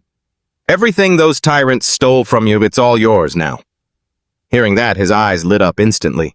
Overjoyed, he grabbed Yaning's leg and said, Is that true? Thank you so much. Master, you really are the most generous master in the entire world. With that, Fugui's loyalty level increased. System Li Fugui's loyalty +1+1. Ya Ning just gave a wry smile, thinking, Man, loyalty is surprisingly easy to earn. Fugui helped me sell all this equipment except for the Blood Soul armor and the ruined armor. Also buy some fresh fruit. Besides that, get me a larger storage bag and find yourself a room. Usually you'll be staying here to help me manage the assets. Even in the middle of such a massive city, it was impossible to drown out the sound of Fugui's ecstatic shouting, Master, you're the best! Just leave the management to me! In a flash, they both returned home. Yaning sat casually on the sofa, devouring the fruit of prosperity. Seeing him like this, Fukui couldn't help but complain, Master, you're the most extravagant person I've ever met. Others couldn't even afford to eat one in their entire lifetime, yet you're scarfing it down like it's just a meal. Without letting him continue, Yaning reached out and pushed Fukui back to his own world. Go back to your ledger calculations. Yaning finally finished eating and the system displayed a series of stats. Fruit of prosperity consumed, strength 25, agility 25, physique 25. He burped contentedly. Finally, I've gained another 25 points. He stood up and opened the system menu to check his progress. Cultivate B-rank sword technique, Shadow Slash. The system responded immediately. New sword technique learned. Skill upgrade successful. Shadow Slash has been upgraded to an SSS rank skill, Dimensional Slash. Dimensional Slash skill effect cuts a crack through space, granting the effect of being invincible. For 1 second, bypassing all defenses. Reading through the info, Ye Ning smirked, thinking to himself, Dimensional Slash breaking through space and bypassing all defenses, that's way too overpowered. I'll head to the ruined battlefield dungeon tomorrow to put it to the test. In the blink of an eye, the next day arrived. The system offered Ye Ning a choice. Do you wish to enter the ruined battlefield difficulty B rank? After he chose to accept, he was transported to another space. As soon as he arrived, a man introduced himself. Hello, I'm Tran Dung. This is my younger sister, Tran Jiao. We are both second-rank superiors. But Tran Jiao didn't seem very friendly. She sarcastically remarked, I saw the system notification saying there was a second-rank superior teammate. That must be you, right? But looking at your age, you seem a bit too young. Did the system misjudge your strength? Hearing this, Tran Dung immediately turned and scolded her, Little sister, don't talk nonsense. Yaning silently assessed them. From the moment they met, he mentally noted their outfits. They were likely second generation or maybe even third generation military brats. It's best to be cautious. After reprimanding his sister, Tran Dung turned to explain, Don't mind her, okay? My sister has been spoiled by our family since she was young. Yaning replied, You two can just call me Diep Lam. Suddenly, the system announced, The ruined battlefield special event will begin in 3 minutes. Please prepare yourselves. Yaning asked, puzzled, A special event? I only knew about the 3 great mysteries of the apocalypse. Special events, supernatural events, and viral events. This is my first time encountering A special dungeon event. Tran Dung comforted him. Brother Diep, don't worry. Even though special events are products of supernatural forces from what I know, the ruined battlefield is a relatively safe special event. There are no mission restrictions. You can leave at any time as long as you're out of combat. This special event is a historical recreation of the war that broke out when the apocalypse first began. But when mentioning the enemies, his face tightened. Our enemies. Irregular zombies and mutant zombies. The countdown ended. A horde of mutant zombies began to swarm in. All three quickly got into fighting stances. Tran Dung turned to Ye Ning and his sister. Brother Diep, let's go down and take care of those mutant zombies. Tran Zhao stayed up there. Ignoring Tran Dung's words, Ye Ning jumped straight down toward the zombies, leaving them stunned. So decisive, just like that. Brother, that guy is so rude. Without a hint of fear, he rushed toward the biggest one and swung his sword with all his might. In the blink of an eye, Ye Ning landed 2 slashes on the creature, ending it right there. Seeing the giant monster taken down by Ye Ning in seconds, Tran Dung exclaimed with admiration, Brother Diep is truly a second-rank superior. To finish it off so quickly, but my sister and I won't be outdone. He grew more energized, swinging his heavy axe to sweep through the surrounding zombies. Tran Dung shouted, Brother Diep, let's hold the line as long as we can. When we can't hold on any longer, I can still summon undead soldiers to fight for us to maximize our gains. Ye Ning, hearing this, was surprised. Summoning undead soldiers. In my past life, I only heard rumors that these secrets were held by the military. I didn't expect it to be true. But Tran Dung quickly added, However, this is a top-secret military matter. When we go back, don't go telling anyone else, okay? Suddenly, a zombie lunged, trying to pounce on Tran Dung. Seeing this, Ye Ning quickly threw a dagger at it, shouting a warning, Watch out behind you! Just as Tran Dung turned around, the dagger was already piercing the zombie's head. He couldn't help but be terrified by Ye Ning's power, telekinesis killing a first-rank superior with one move. After wiping out all the zombies, the system displayed another notification. The opening battle has concluded. A large-scale continuous battle will begin in 3 minutes. Tran Dung approached him, pulling out a pack of cigarettes to offer as a thank you for earlier. Brother Diep, do you smoke? This is provided exclusively by the military district. Thank you very much for saving my life just now. But Ye Ning politely declined. I don't smoke, thank you. I've heard these things are extremely rare in the apocalypse. It seems your background isn't simple either, huh? Tran Dung waved it off, showing off. I'll take this chance to invite you to join my team. Honestly, Brother Diep Lam, my grandfather is the deputy commander of the North China Theater and my father is the security commander of District 191. Both are already 3rd rank. I'm currently organizing my own forces. I assume Brother Diep is traveling alone, so you haven't joined any faction yet, right? Or perhaps... Before he could finish, Ye Ning bluntly apologized. I'm already used to being on my own. It shook him so bad he even dropped his cigarette. Still not giving up easily, Tran Dung tried one more pitch. Brother Diep, just hear me out before you turn me down. If you agree to be my second in command, I'll give you full official benefits from day 1. 3,000 credit points a month plus an extra 1,000 from my own pocket. Seeing he still said nothing, Tran Dung upped the offer. I can even get you a blue-tier weapon for free. Plus, your entire family could join the military. Seeing his brother going too far, Tran Zhao cut in, Brother, have you lost your mind? Even if his skills aren't bad, it's not like he's worth all that. Jian Ning, finally fed up, turned around to leave. He shouted back at them, I'm not interested in this. A massive zombie horde is coming, so focus on getting ready for battle first. But in his heart, he thought, trying to lure me in. Once I hit level 3, I'll be able to get all that stuff myself anyway. Tran Dung couldn't hide his regret as Jian Ning walked away. He sighed. Those terms were practically a king's ransom for a level 2. People would kill for that, and he just walked away. Tran Zhao, however, snapped at the thought of Jian Ning. Who does he think he is? Even if he's a high level 2 or even peak level 2, our family has plenty of those. In the blink of an eye, half an hour passed. The battle officially began. On Tran Dung's side, a mutant was relentlessly attacking him, leaving him no choice but to call for help. Brother Diep, I can't hold him off much longer. Let's call in the troops and retreat. Jian Ning, having just decapitated a zombie, replied, Hold on a bit longer. Lure the monster closer to me. Seeing Tran Dung follow his lead, he leaped high into the air. He shouted, All right, you fall back to the city wall.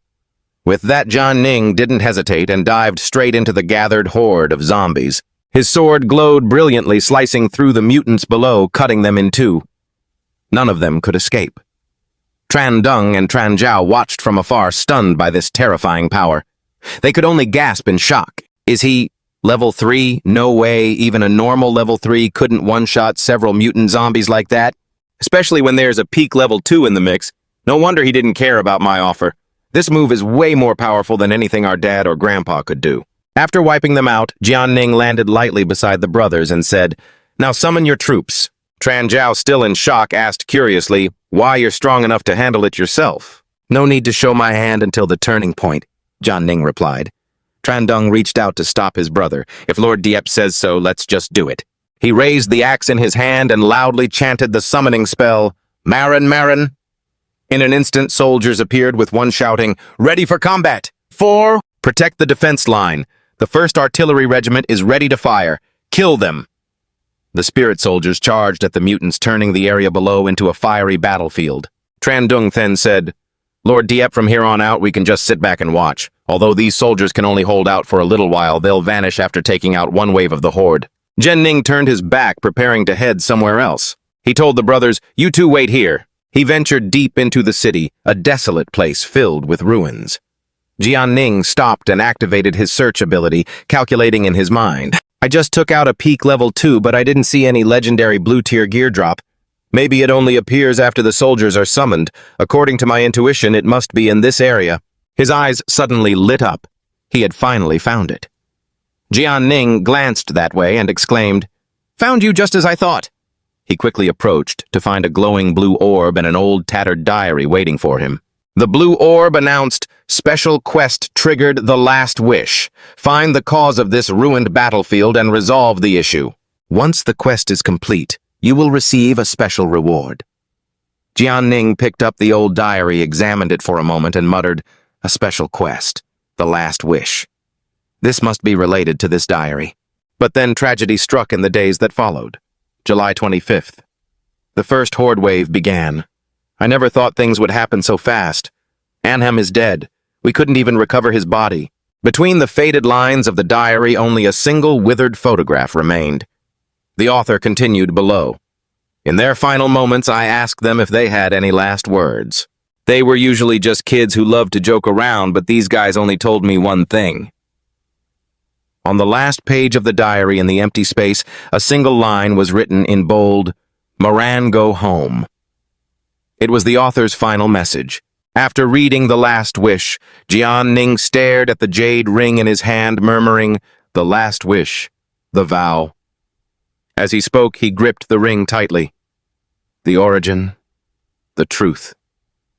Back with the Tran brothers, they watched the battle unfold below. His eyes suddenly lit up. "Finally, a result!"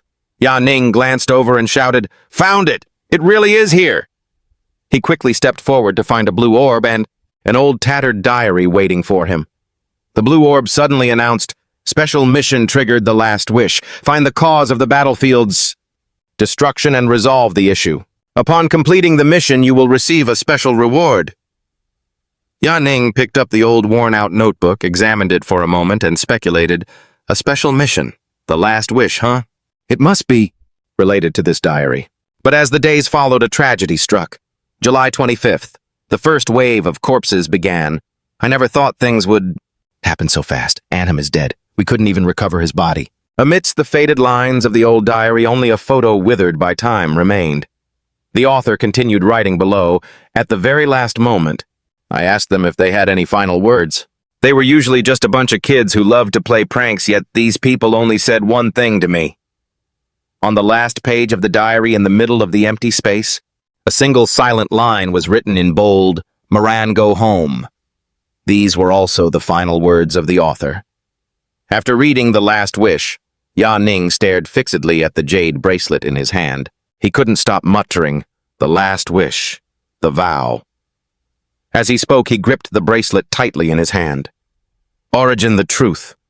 Over on the side of the Chen brothers, they were busy watching the battle unfolding below. We were just discussing Ye Ning's identity. Could it be that Yelin is not a tier 3 at all? It's possible he has some kind of equipment that lets him unleash a powerful ultimate move just once, but we can't confirm that. Once you provoke a tier 3, nobody knows if we'll make it out of here alive. Hearing her brother say this, Tran Jiao frowned and retorted angrily, "You think I'm scared?" With grandfather here, the entire North China war zone won't let him get away with anything. Seeing his sister's bad attitude, Tran Dung advised her, "Sis, you really need to change your outlook. Otherwise, you're bound to suffer sooner or later. Regardless of whether he attacks us or not, if he truly is a tier 3, we must find a way to recruit him. Get him into our faction. I believe grandfather and father would approve of this as well." As soon as he finished speaking, Ye Ning returned. Seeing this, Tran Dung hesitated and asked, "Lord Ye, are we ready to go?" While speaking, he pointed downwards to update Ye Ning. "These soldiers won't last much longer. After a tier 3 mutant appears, they will stay for a little while at most and then disappear, so we must leave before these soldiers vanish. Otherwise, if we get targeted by the tier 3 mutant, it will be a huge headache." But Ye Ning didn't look happy at all. He asked in a serious tone, "Do you know the outcome of this ancient battlefield? What happened to these soldiers in the end?" Tran Dung was a bit surprised by the question, but replied, "Back then my father wasn't even born yet, but I heard from grandfather that the battle was a crushing defeat. Not a single soul survived. But thanks to their support, the safe zone behind them was evacuated. Back then, my grandfather was one of the lucky survivors in that safe zone." Ye Ning continued to probe. He asked, "If it was such a crushing defeat, how did the final wave of the zombie horde subside?"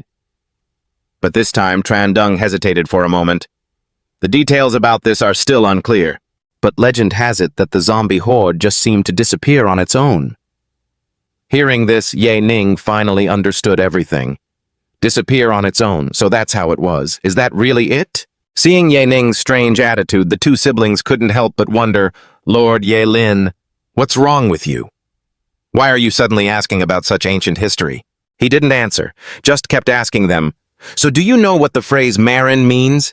Tran Dung answered honestly, "Meaning this phrase is a secret code kept within our internal circles. I truly don't know its specific meaning." His sister added, "We only know that as long as we shout this, the soldiers will appear to fight for us." Saying that, she loudly cautioned him, "This is a military secret. My brother respects you, which is why he told you. You'd better not let it slip." Seeing that, Tran Dung quickly told his sister to cool off. "Sis, don't interrupt."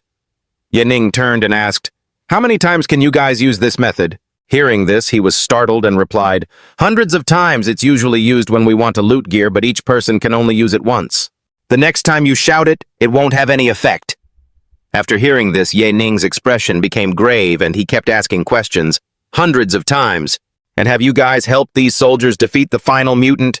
Tran Dung calmly replied, "No, because usually only tier 2s come here, and a tier 3 has never been seen before. You are the first tier 3 to come here." No sooner had he finished speaking than Ye Ning suddenly jumped down. Before the two siblings could understand what was happening, he had already rushed toward the zombies. In his mind, he kept guessing, "This is the origin of the ancient battlefield, isn't it?" Tran Jiao shouted loudly, "Brother, what is he trying to do again? Why don't we just get out of here?" In his mind, he kept thinking of the dying wishes from earlier. Piecing everything together, it was clear that their obsession was what turned them into spirits and turned this battlefield into a recurring event. But with his combat instincts, Ye Ning reacted quickly, swinging the sword in his hand in the blink of an eye, and with just a few strokes that thing's head was severed from its body. He remained calm, constantly thinking of those soldiers, those spirits.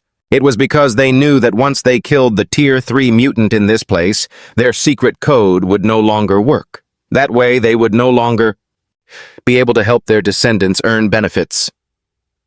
Thunder echoed across the sky as the rain poured down like a waterfall, making the place even gloomier. Ye Ning dashed through the puddles, feeling extremely furious in his heart as he realized the conspiracy behind the deception and exploitation. In an instant, he leaped high into the air, holding his weapon without any hesitation. He struck down at the one in front of him, as if venting all his hatred upon them. After knowing the truth, the phrase Maran seemed to contain all the hopes of the senior spirits, yet it had been used by the military as the most shameless card, used hundreds, thousands of times. With a single slash, the zombie was split in two. His gaze became incredibly determined. He promised himself that this time, even if he had to die, he would bring them home. Tran Zhao couldn't help but be terrified by his image. She said fearfully, "Brother, is he crazy? Could it be that he really wants to fight the final Tier 3 mutant?" Tran Dung also felt strange about Ye Ning's attitude from earlier. He silently deduced, "That's weird. Why summon the spirit soldiers so early if you're just going to fight a Tier 3 mutant? There's no need to make the soldiers fight the monster anymore. Don't you want to save some stamina?" She quickly grabbed her brother's sleeve, trying to reason with him. "Tran Dung, the Tier 3 mutant, is about to appear. Even if Diep Lam is Tier 3, there's no way he can kill it. We should just go." Tran Dung saw the logic in his sister's words, but he couldn't bring himself to abandon someone like Da Nin. Leaving now was definitely the safest option. But once they left, it would be extremely difficult to build a relationship with Da Nin. After thinking about it, Tran Dung turned to his sister and said, "Let's wait a little longer. We only need 10 seconds to get out of here. If he really can't hold his own, we're up here. So there's still time to run." Suddenly, the ground shook violently. The building they were standing on began to tilt to one side. Tran Zhao screamed in panic, "What is that?" from far behind. A giant shadow emerged from the thick fog. Every step it took made the ground shake even more. The two of them finally realized what it was. He shouted in a panic, "It's here! That monster! It doesn't care about anything. It's ready to crush everything in its path." Its body was hideously massive. Its long arms were covered in sharp thorns. It moved slowly but heavily, exhaling thick plumes of smoke from its mouth with every step. As it got closer, the siblings finally realized, and screamed in terror, "Is this really a Tier 3 mutant? This thing is absolutely gigantic." The monster swept through everything, heading straight for Da Nin. Up close, Da Nin looked like a grain of sand compared to it. Da Nin felt a brief flash of fear, but it quickly vanished. He said confidently, "I only have one use of dimensional slash left now." He took a deep breath, mumbling to himself as he calculated how to take it down.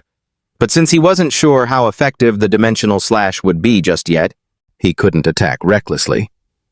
After a moment of thought, Da Nin let out a soft sigh and finally made his decision. He slowly raised his sword, lowering his body into a combat stance. It would be safer to wait until it got closer before unleashing his strike. He stood there without a hint of fear. The distance closed little by little. 70 meters, 59 meters, and finally 40 meters. The monster arrived, showing no mercy. It swung its deformed, thorn-covered arm down like a falling tree. But Da Nin stood his ground, not intending to dodge. His eyes glowed intensely. His eyes blazed, ready to counterattack. In the blink of an eye, that massive, hulking body was sliced in two by Da Nin's blade. Amidst the thick dust, Da Nin landed lightly as if nothing had happened. His eyes never left the monster. He remained vigilant. He whispered, "World stasis." Everything seemed to freeze. Da Nin stood alone on the rooftop of a building, surrounded by ruins, facing a giant, dangerous zombie. "Is this the primal dimension? My timeline is completely different from everyone else's." Da Nin frowned, his cold gaze fixed forward. Not only that, he discovered he could see the skeletons through its body. He immediately realized he could see right through it. Da Nin moved his feet, an increasingly powerful energy radiating from him. "I can choose any part within the primal dimension to materialize it." Without hesitation, he launched himself straight at the monster, a plan forming in his head. "And I can pass through its body without any resistance." Suddenly, a burst of green energy radiated from his boots. "In this moment, I am invincible." Just then, he thrust the hilt of his sword deep into the zombie, spraying blood everywhere. Then Da Nin teleported at an incredible speed, passing right through its head. That fatal blow shattered the zombie's skull. It caused a massive commotion that shook the area before it crashed down, dragging dust and debris everywhere. Tran Dung stared in horror. "That's a Tier 3 mutant capable of destroying a safe zone." And yet it was killed just like that. Tran Zhao's jaw dropped in disbelief. "It was too fast. I didn't see anything, and yet it's dead." She covered her mouth, whispering with a frown. "Brother, I was wrong. He really is a Tier 3. He's even more dangerous than the Tier 3s our grandfather and father have faced." Sweat beaded on his forehead. He agreed. "That's right. We've seen Tier 3 battles in the military zone plenty of times since we were kids. But we've never seen anything at this level. Could Diep Lam be a high-tier level 3? Doesn't that make him a national treasure?" A moment later, the system updated. The event had ended. You will be extracted from this location within 10 seconds. After 10 seconds, the battle ruins will disappear forever. The spirit soldiers paused for a moment upon hearing this announcement, all of them looking confused.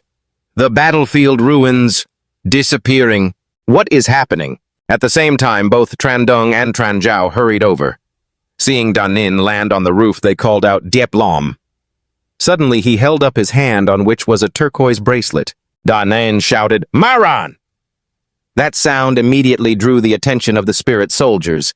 They quickly lined up, saluted solemnly, and said in unison, Thank you. Trandung, standing behind them, couldn't help but feel confused. Dieplam, why are you still using that incantation right now? This place has...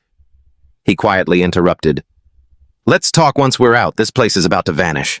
At that very moment, the system reported and ordered the extraction from the instance, calculating rewards for the player who completed the instance Danin.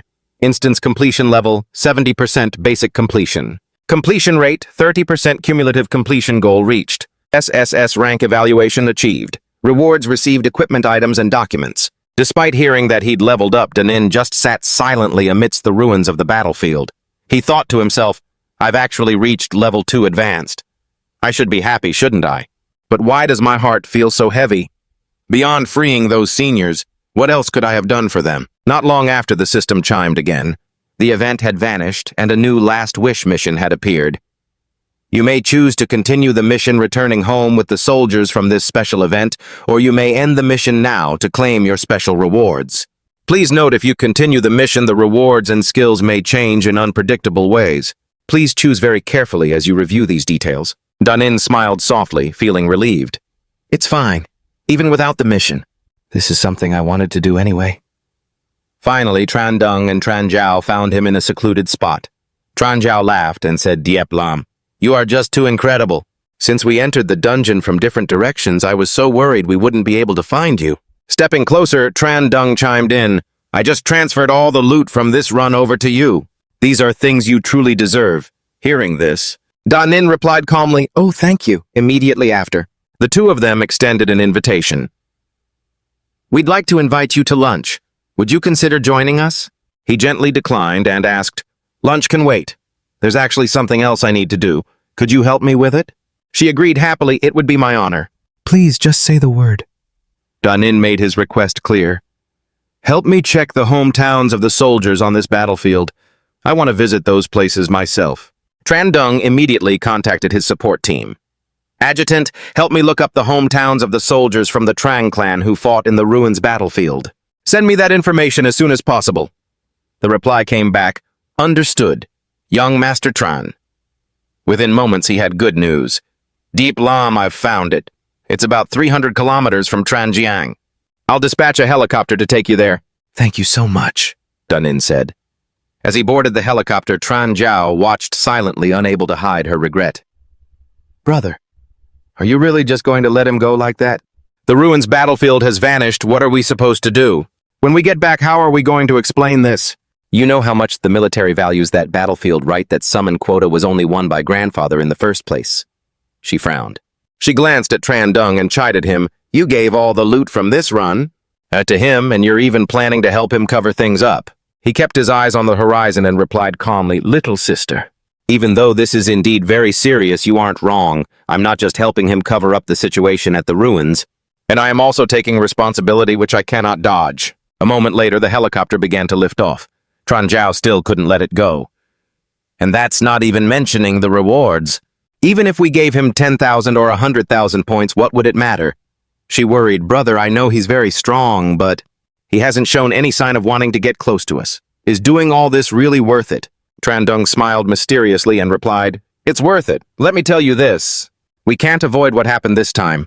Ultimately, as long as we have political rivals, they will blame us regardless. Instead of being passive, it's better to be proactive and use this to build a connection with Dieplam. He tilted his head to look at Tranjiao. He added, There is something else. Dieplam asking me to help him find that information. Do you know what that means? It proves that within the military, he doesn't belong to any faction yet. The helicopter flew away. It moved at high speed, leaving streaks of light and a powerful vortex of air behind. Trandung's words echoed, Even though he doesn't say much, you can tell. He is definitely a person who values emotions and loyalty. If we want to build a good relationship with someone like that, we have to treat him with complete sincerity. Inside the helicopter, Danin looked out the window at the sky, his hand gently clutching the turquoise necklace, whispering, "Unknown seniors, I wonder if you are still out there. If you are, please fly home with me." In Vanson, a small town nestled in a valley surrounded by majestic mountains and a turquoise river, a gentle voice asked, "Grandma, do you remember the soldiers who left here 60 years ago? The soldiers who went to protect Tranjiang?" A pair of calloused hands lifted an old photo showing fellow soldiers laughing together as the white-haired farmer leaning on his cane furrowed his brow while struggling to retrieve the memory. "That's Anam, and this right here is Manyim too." Danin stood up and nodded, confirming, "That's right, they've all gone home. They've finally gone home." Not long after, little Tran excitedly led another old man over to report the news, Deep Lam. After checking everything, there are only 5 families left who know about what happened 60 years ago, and the elderly are still alive to this day. Furthermore, following your instructions, a large amount of supplies has been distributed to the villagers to help improve their lives. Then he turned to introduce the man regarding the memorial tablet you mentioned. "I've brought the village chief here." You smiled and thanked him, saying, "Sorry for the trouble." The village chief sincerely replied, "Please, Dieplam, don't be so formal. This is a task that young Master Tran entrusted to me." Everyone followed Dieplam's arrangements. After little Tran left, Danin gestured toward the distance and asked the village chief for his thoughts. "Chief, I will send another 4,000 credit points your way. Use it to lead the people in building a memorial monument for the martyrs there. Do you think that's enough?" Hearing that number, he hurriedly waved his hands. 4,000 credits, this won't be used up." "It won't be used up," he insisted gently. "Then whatever is left over, please distribute it to the children in the village." Even though he couldn't persuade Danin to change his mind, the village chief still emotionally grabbed his hand, saying appreciatively, "Officer, on behalf of everyone, I thank you. I will definitely carve every single one of their names. You are truly a good person." Danin bowed his head in reply, "Chief, please don't be like that." Returning to reality from the helicopter cabin, he kept his gaze on the distant sky and whispered, "Seniors, you can all rest in peace now." Suddenly, the system displayed the mission results: wish quest completed, reward 100 reputation points, vow fulfilled. Blue necklace, all attributes, +1. Equipment effect health and spirit energy, recovery speed +33%. Equipment skill, unyielding faith for 10 seconds. In the blink of an eye, it can quickly restore 15 points of will attribute. Equipment appraisal. The necklace received a blessing and became stronger than it was originally. Danin opened his eyes wide. Deeply moved, he thanked the seniors for the blessing. "I will carry this with me forever until the war is completely over." Besides that, looking at the notification board, he also mused to himself, "And as for these reputation points, they are definitely not something that can be bought with money. Perhaps for me, building a power base within the military will be very beneficial." Suddenly, Danin thought of Trandong. Speaking of military power, Trandong could also be considered a not-so-bad choice. After leaving the dungeon, he didn't mention anything about the disappearance of the battlefield at all. Moreover, he even agreed to my requests. Although I don't particularly like the look of him, if I think about it carefully, he doesn't really understand the truth about these battlefield ruins either. In the end, you decided to return and test him out. Might as well give myself a few more perks in the process. Cutting to the scene of a large wooden door, exquisitely carved and set within a wall of intricate patterns, exuding an air of luxury, mystery, and solemnity inside that room. Trandung jumped up, excited that the person he was hoping for had taken the initiative to contact him. "Diep Lam, you looking for me?" Danin got straight to the point. "I want to borrow 2 blue-tier weapons from you, preferably the ones with short cooldown times. Is that convenient for you?" Thinking he misheard, he asked back, "Borrow," right after that. Trandung hurriedly waved his hands to deny. No, that's not what I meant at all. What I wanted to say is, I will definitely find a way to get them and give them to you as a gift, no need to borrow." The system screen prepared to shut down as the other party's voice echoed before it ended. "Then thanks for the trouble." Trandung clenched his fist triumphantly. "Diep Lam actually came to me for help so quickly. It seems like he's starting to trust me more and more. Once I go back and tell Grandpa and Dad, they'll surely be very happy." At a Lanzhou hand-pulled noodle shop, Danin slurped his noodles and nodded. "This kid Trandung, He's definitely a straightforward guy. I only received 3 free attribute points in this dungeon. If we don't count the blessing on the blue equipment, the basic attributes excluding will only add up to 26 points. Strength, 26. Agility, 26. Constitution, 26. Will, 31. The blue necklace is not something to sell, and the other resist materials aren't worth much either. They aren't enough to buy the spirit fruit. I'll wait 2 days for my ultimate skill to cool down, then I'll take the blue equipment Trandung gives me, and after that, I'll find a way to break through high-level dungeons to earn as many swords as possible. Suddenly he remembered what happened before. When I level up to level 3, there will be another chance to double my attributes. In my previous life, my total tier 2 attributes only reached 20 points when I leveled up to 3, which led to my base attributes not being high after level 3. On the way back, Danin kept his hands in his pockets and pondered, in this life, I must raise all my attributes to the tier 2 limit. 31 points at the highest, and then I just finished my trial to hit level 3, and I've been calculating my stats ever since. Just as I was about to hit the safe zone in Tianfeng, I suddenly sensed something off a grade 3 killing intent. As that savage aura closed in, Da Ning realized, oh no, my ultimate skill is still on cooldown. If I have to fight a grade 3 now, I'm dead for sure. Jianling kept walking deep in thought. Who is it who wants me dead? He silently speculated. This is the inner city of the Zhenjiang safe zone. No one knows I'm here except Chen Yong. Could it be the grade 3 commander from Zhenjiang that I robbed earlier? Or maybe Chen Yong had a change of heart. But he quickly dismissed that thought. Chen Yong wouldn't do that, no way. Chen Yong is trying to recruit me so he has no reason to kill me. And as for the Zhenjiang commander, he doesn't even know I was the one who stole that monster. A thought flashed through Da Ning's mind as he recalled Lin Lan's hateful gaze. Could it be that woman Lin Lan from the Blood Wolf squad? Could she have tracked me down this fast? All my skills are currently on cooldown, so I can't rush to confirm it. Pushing aside the question of who wanted him dead, he focused on how to escape his pursuer. His top priority was getting out of there. Should I activate the lightning dash to run no stay calm? The fact that they are following me instead of attacking right away means they are still wary. In other words, the opponent doesn't know my skills are on cooldown. If I run recklessly, I'll just reveal myself and they will definitely attack and kill me. The best move right now is to act like nothing is wrong and see if I can find a place to hide. Da Ning looked around and suddenly his eyes landed on a nearby bar. Aha, got it! In this day and age, anyone who can still afford to drink at a bar must be loaded. He chuckled to himself. I guess I'll have to go in and use this tiger to raise my flag. Inside the bar, near Da Ning, Wu Qing was complaining in boredom. Why are all the people coming to the bar tonight such losers? Just then her bodyguard approached. Miss, after finishing this drink, shall we head back home?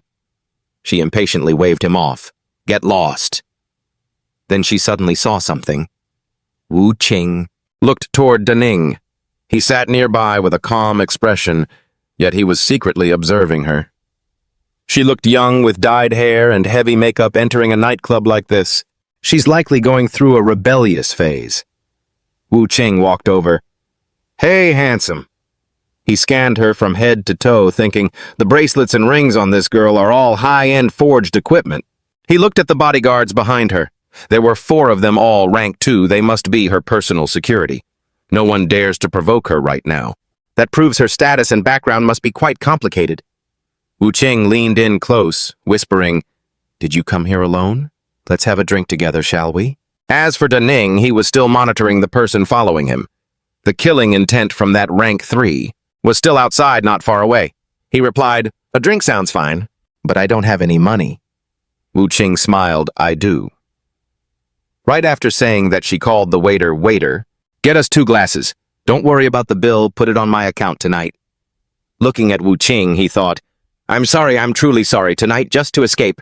I have no choice but to use you. Considering I don't know the state of my trump cards plus those 4 rank 2 elite bodyguards, even if it's a rank 3, it would still be a real headache. At that moment, holding a glass of red wine, she said, Little brother, I wonder if you have the guts to open a room with me tonight. Da Ning hesitated for a second. His cold eyes looked at her thinking, if she wants to play the hunter, then I'll just play the prey for a while. A short while later, outside the bar, a bodyguard asked anxiously, Liege, the young mistress brought someone along again. Should we stop them? Liege snapped. You dare try to stop her. Did you forget what she said to her father about us last time? Hearing that, another bodyguard panicked. Then what should we do now? Lige ordered. What else can we do? Follow them fast. Just make sure the young mistress is protected and nothing happens to her. Looking back, Da Ning calculated. That killing intent is following not far behind the bodyguard but hasn't left yet. I'll just have to go to the hotel with her first and see what happens. They arrived at a fancy hotel. Wu Qing was falling down drunk on the bed. He assessed the room. Yan Wu Qing. No wonder she's the daughter of Yan Lei Quan, the leader of the 317th Security Zone and president of the Crystal Wine Chamber of Commerce. The cost of a room in this hotel for one night is enough to cover half a year's wages for a normal person. Recalling his past life, he had been a refugee and to earn a crust of bread. I had to grind away in the Crystal Wine Chamber of Commerce's security squad, cleaning up zombies. Standing in front of her, he said, Truth be told, your father is actually my boss. Wu Qing shouted, Don't bring up that old man, that terrible person. Saying that, she leaned in close to Da Ning and whispered, Hold me. Looking at her like that. You found yourself feeling playful and wanting to tease Vu Than. I mean, weren't you two just in the middle of an argument with your boss? The way you acted tonight, intentionally trying to get under his skin, it was honestly so childish. Should I give her a little scare to see how she really reacts? Thinking this, Da Ning suddenly pushed her down onto the bed. Are you being serious right now? Well then, I won't hold back anymore. Vu Than let out a startled cry. Seeing him leaning in so close, she stuttered, I'm too embarrassed. She tried to push him away. She bolted toward this bathroom, shouting, I'm going to take a shower first. Da Ning couldn't help but chuckle to himself, thinking, Sure enough, the funniest prey usually appears in the shape of a hunter. Hearing the water rushing from the bathroom, Da Ning stepped out onto the balcony. He wondered if a paper tiger like her would even dare to step outside for now. He looked down at the alley in front of him. Da Ning thought to himself, The killing intent of a level 3 is still lingering down there. That shadow looks very suspicious, but that figure, it doesn't look like a woman's. Could it not be? Could it not be Lam Lam? Then who on earth could it be, he wondered. Thinking back to his 2 previous lives, he still hadn't reached a solid conclusion as to why he was knocked unconscious before participating. It's so baffling. Why would a complete stranger try to wuzz it out of fear of committing a crime? It makes no sense. But if the person behind this really wanted me dead, they could have just poisoned me back then. So why go through all that trouble? A different thought flashed through his mind. Come to think of it, Lam Lam was heavily injured last time. She must still be recovering. But I can't rule out the possibility that she colluded with another breeding squad and commissioned another level 3 to kill me. Pushing those theories aside, he thought, I need to find a way out of here. No matter who he is, I have to escape this surveillance first, and then I'll figure out the rest once I'm out of here. Saying that, Da Ning summoned Fu Kui. Lai Fu Kui helped me buy a set of disguise props as soon as possible, and remember, they have to look incredibly realistic, so that it's completely impossible to tell who I am. He quickly replied, Understood, master. With that, Da Ning stepped outside. The bodyguards asked, How were you so fast? He replied, Your lady is drunk, make sure to take good care of her, don't let anything happen. Stepping into the elevator, Da Ning tapped his status screen. He equipped the disguise, and instantly he was wearing a completely different appearance. Stepping back outside, Da Ning observed his surroundings. That level 3 was no longer following him. Looks like the disguise worked. Luckily, I didn't run into any danger this time. Next, I must do everything I can to reach level 3 as soon as possible. Otherwise, there's absolutely no way to withstand the enemy standing in the shadows. As for Yen Vu Than, hopefully she'll take good care of herself. Over at the hotel, Vu Than was sitting silently on the bed, frowning as she looked at the note Da Ning had left behind. On the letter, Da Ning had written, I don't want to fish in troubled waters. You don't need to worry. Thanks for tonight. Time passed quietly. 2 days later, at a base, Da Ning's joyful voice rang out, Tran Dung. You really deserve to be a second-generation soldier. You have so many resources. He praised him endlessly. To have found me, blue-tier equipment this quickly. Holding 2 swords in his hands, he marveled. The blazing sword and the fish gut dagger both are top-tier blue equipment. Da Ning held the flaming sword in his hand. Blazing enchantment. He swung a slash. Each strike consumed 270 spirit energy points. The temperature on the blade could reach up to 2,000 degrees. After testing the first one, Danin tested the other. And fish gut enchantment. He swung the blade down. Each second consumed 240 spirit energy points. This blade was as sharp as a laser. Once finished, he thought, based on my spirit energy reserves, I have enough to handle a small-scale battle. Looking at his equipment, Danin calculated, with these two swords, plus the thunder effect from those thunderstep boots, the protective barrier of the blood soul armor, the corrosion from the rotten break armor, the indomitable oath necklace, plus my other skills, and on top of that, 3 major ultimates currently. It's cooling down, I can barely pass for a level 3 and enter the high-level Hell's Gate dungeon. He muttered about the dungeon he was about to enter. Hell's Gate is an underground dungeon. For every floor you descend, you'll encounter zombies or be attacked by mutant creatures. Every 7 floors, special variants appear. The middle floors are home to elite monsters, and the final floor is where you face the peak level 3 mutant. His voice remained steady. Besides the rich rewards from the mutants, there are also spirit energy crystals. Unlike other dungeons, if you're lucky enough to find a large shard, it'll be worth far more than blue equipment. At this moment, the system notification popped up. Do you want to enter Hell's Gate? Minimum level required mid-level 2. Dungeon difficulty extreme. It is recommended to form a party of 3 or more. Danin shouted, confirm. The system immediately confirmed he had entered Hell's Gate. Number of people entering 40. As soon as the notification ended, Danin determinedly said, being able to earn points for level 2 stats, it all depends on this run.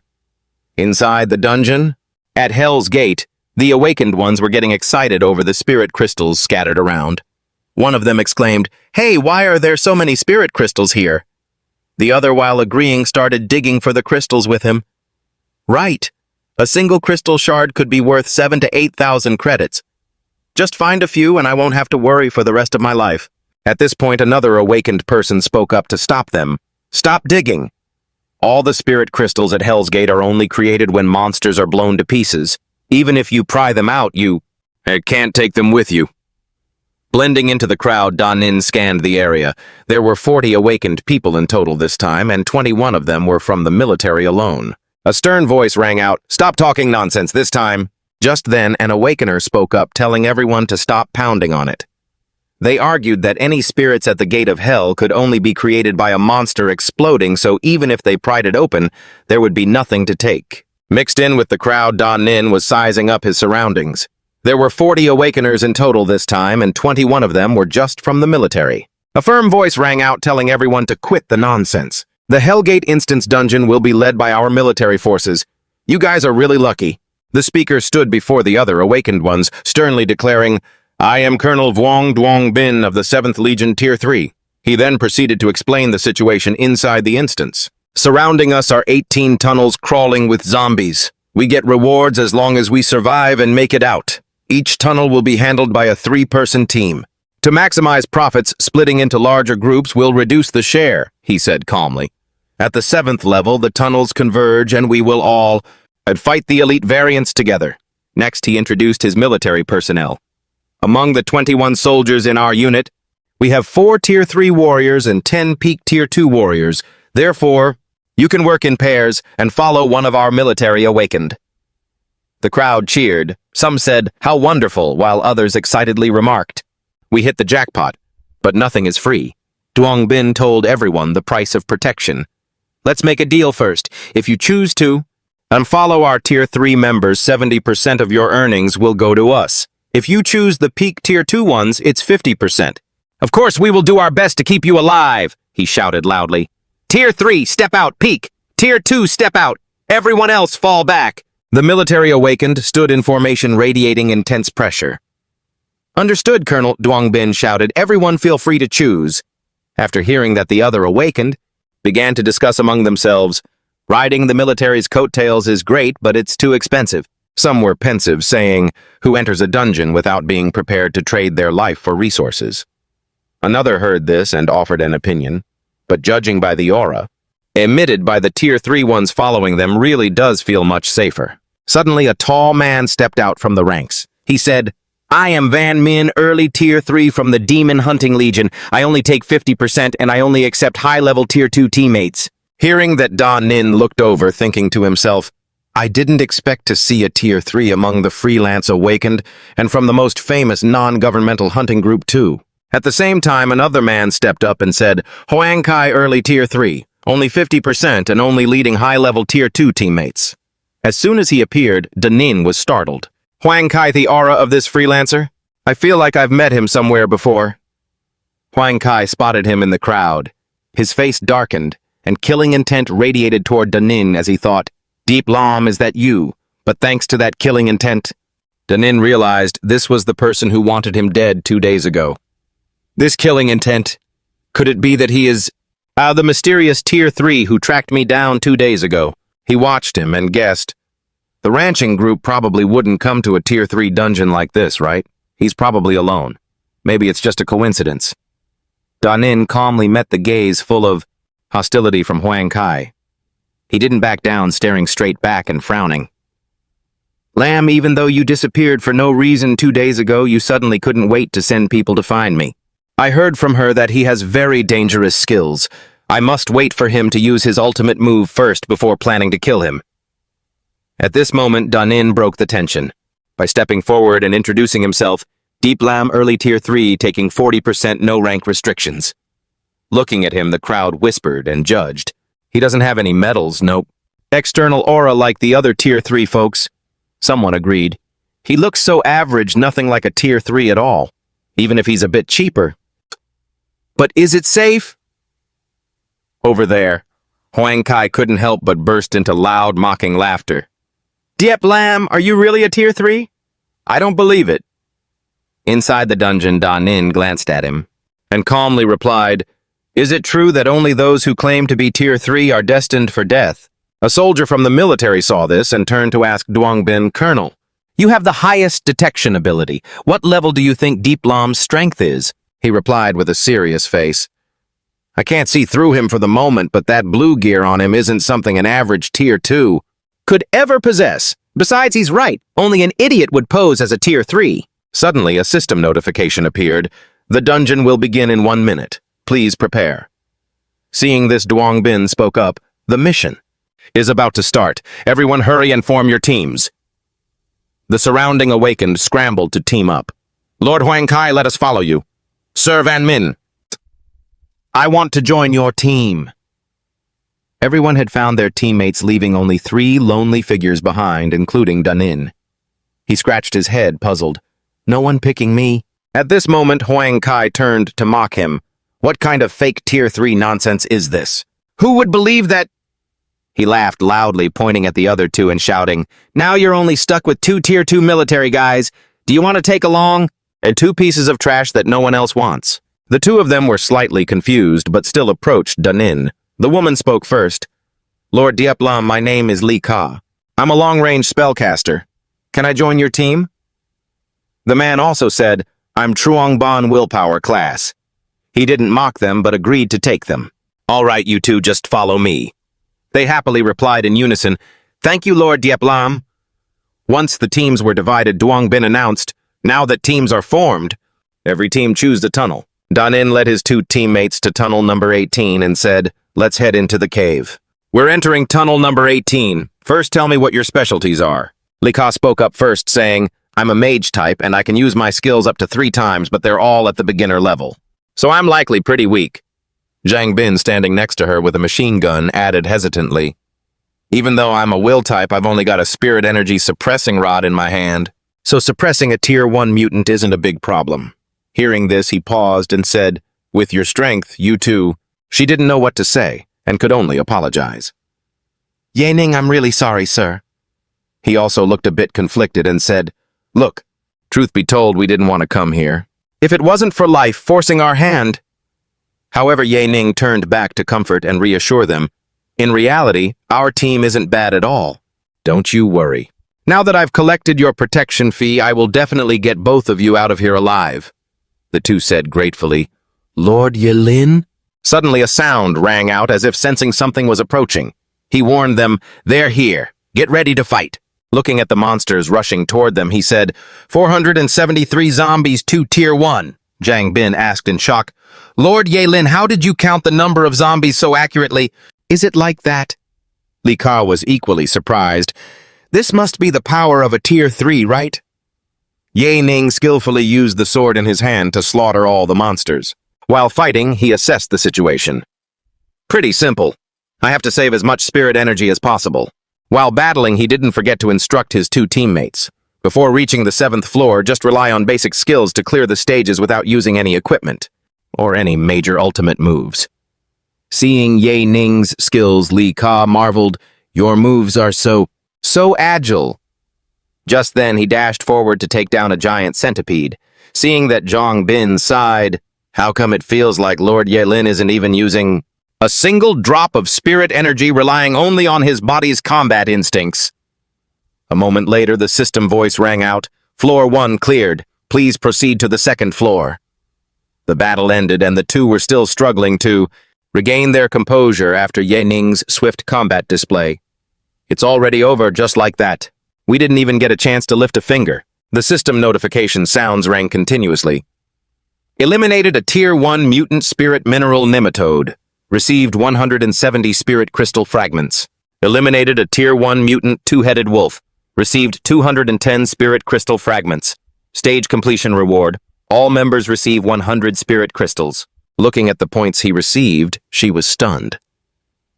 "On this floor, we didn't do anything, but we got 60 spirit crystals and 600 credit points." Zhang Bin beside her was overjoyed.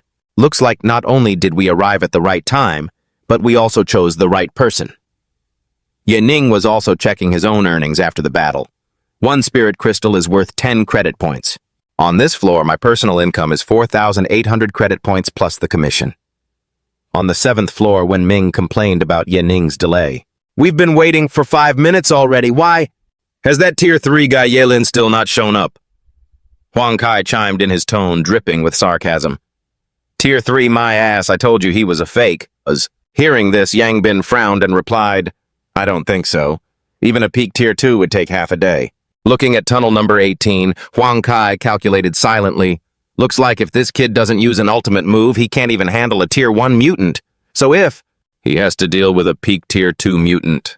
If he doesn't use his ultimate and gets killed by the monster, he'll just be killed by his own move anyway." At this moment, Ye Ning and his teammates appeared.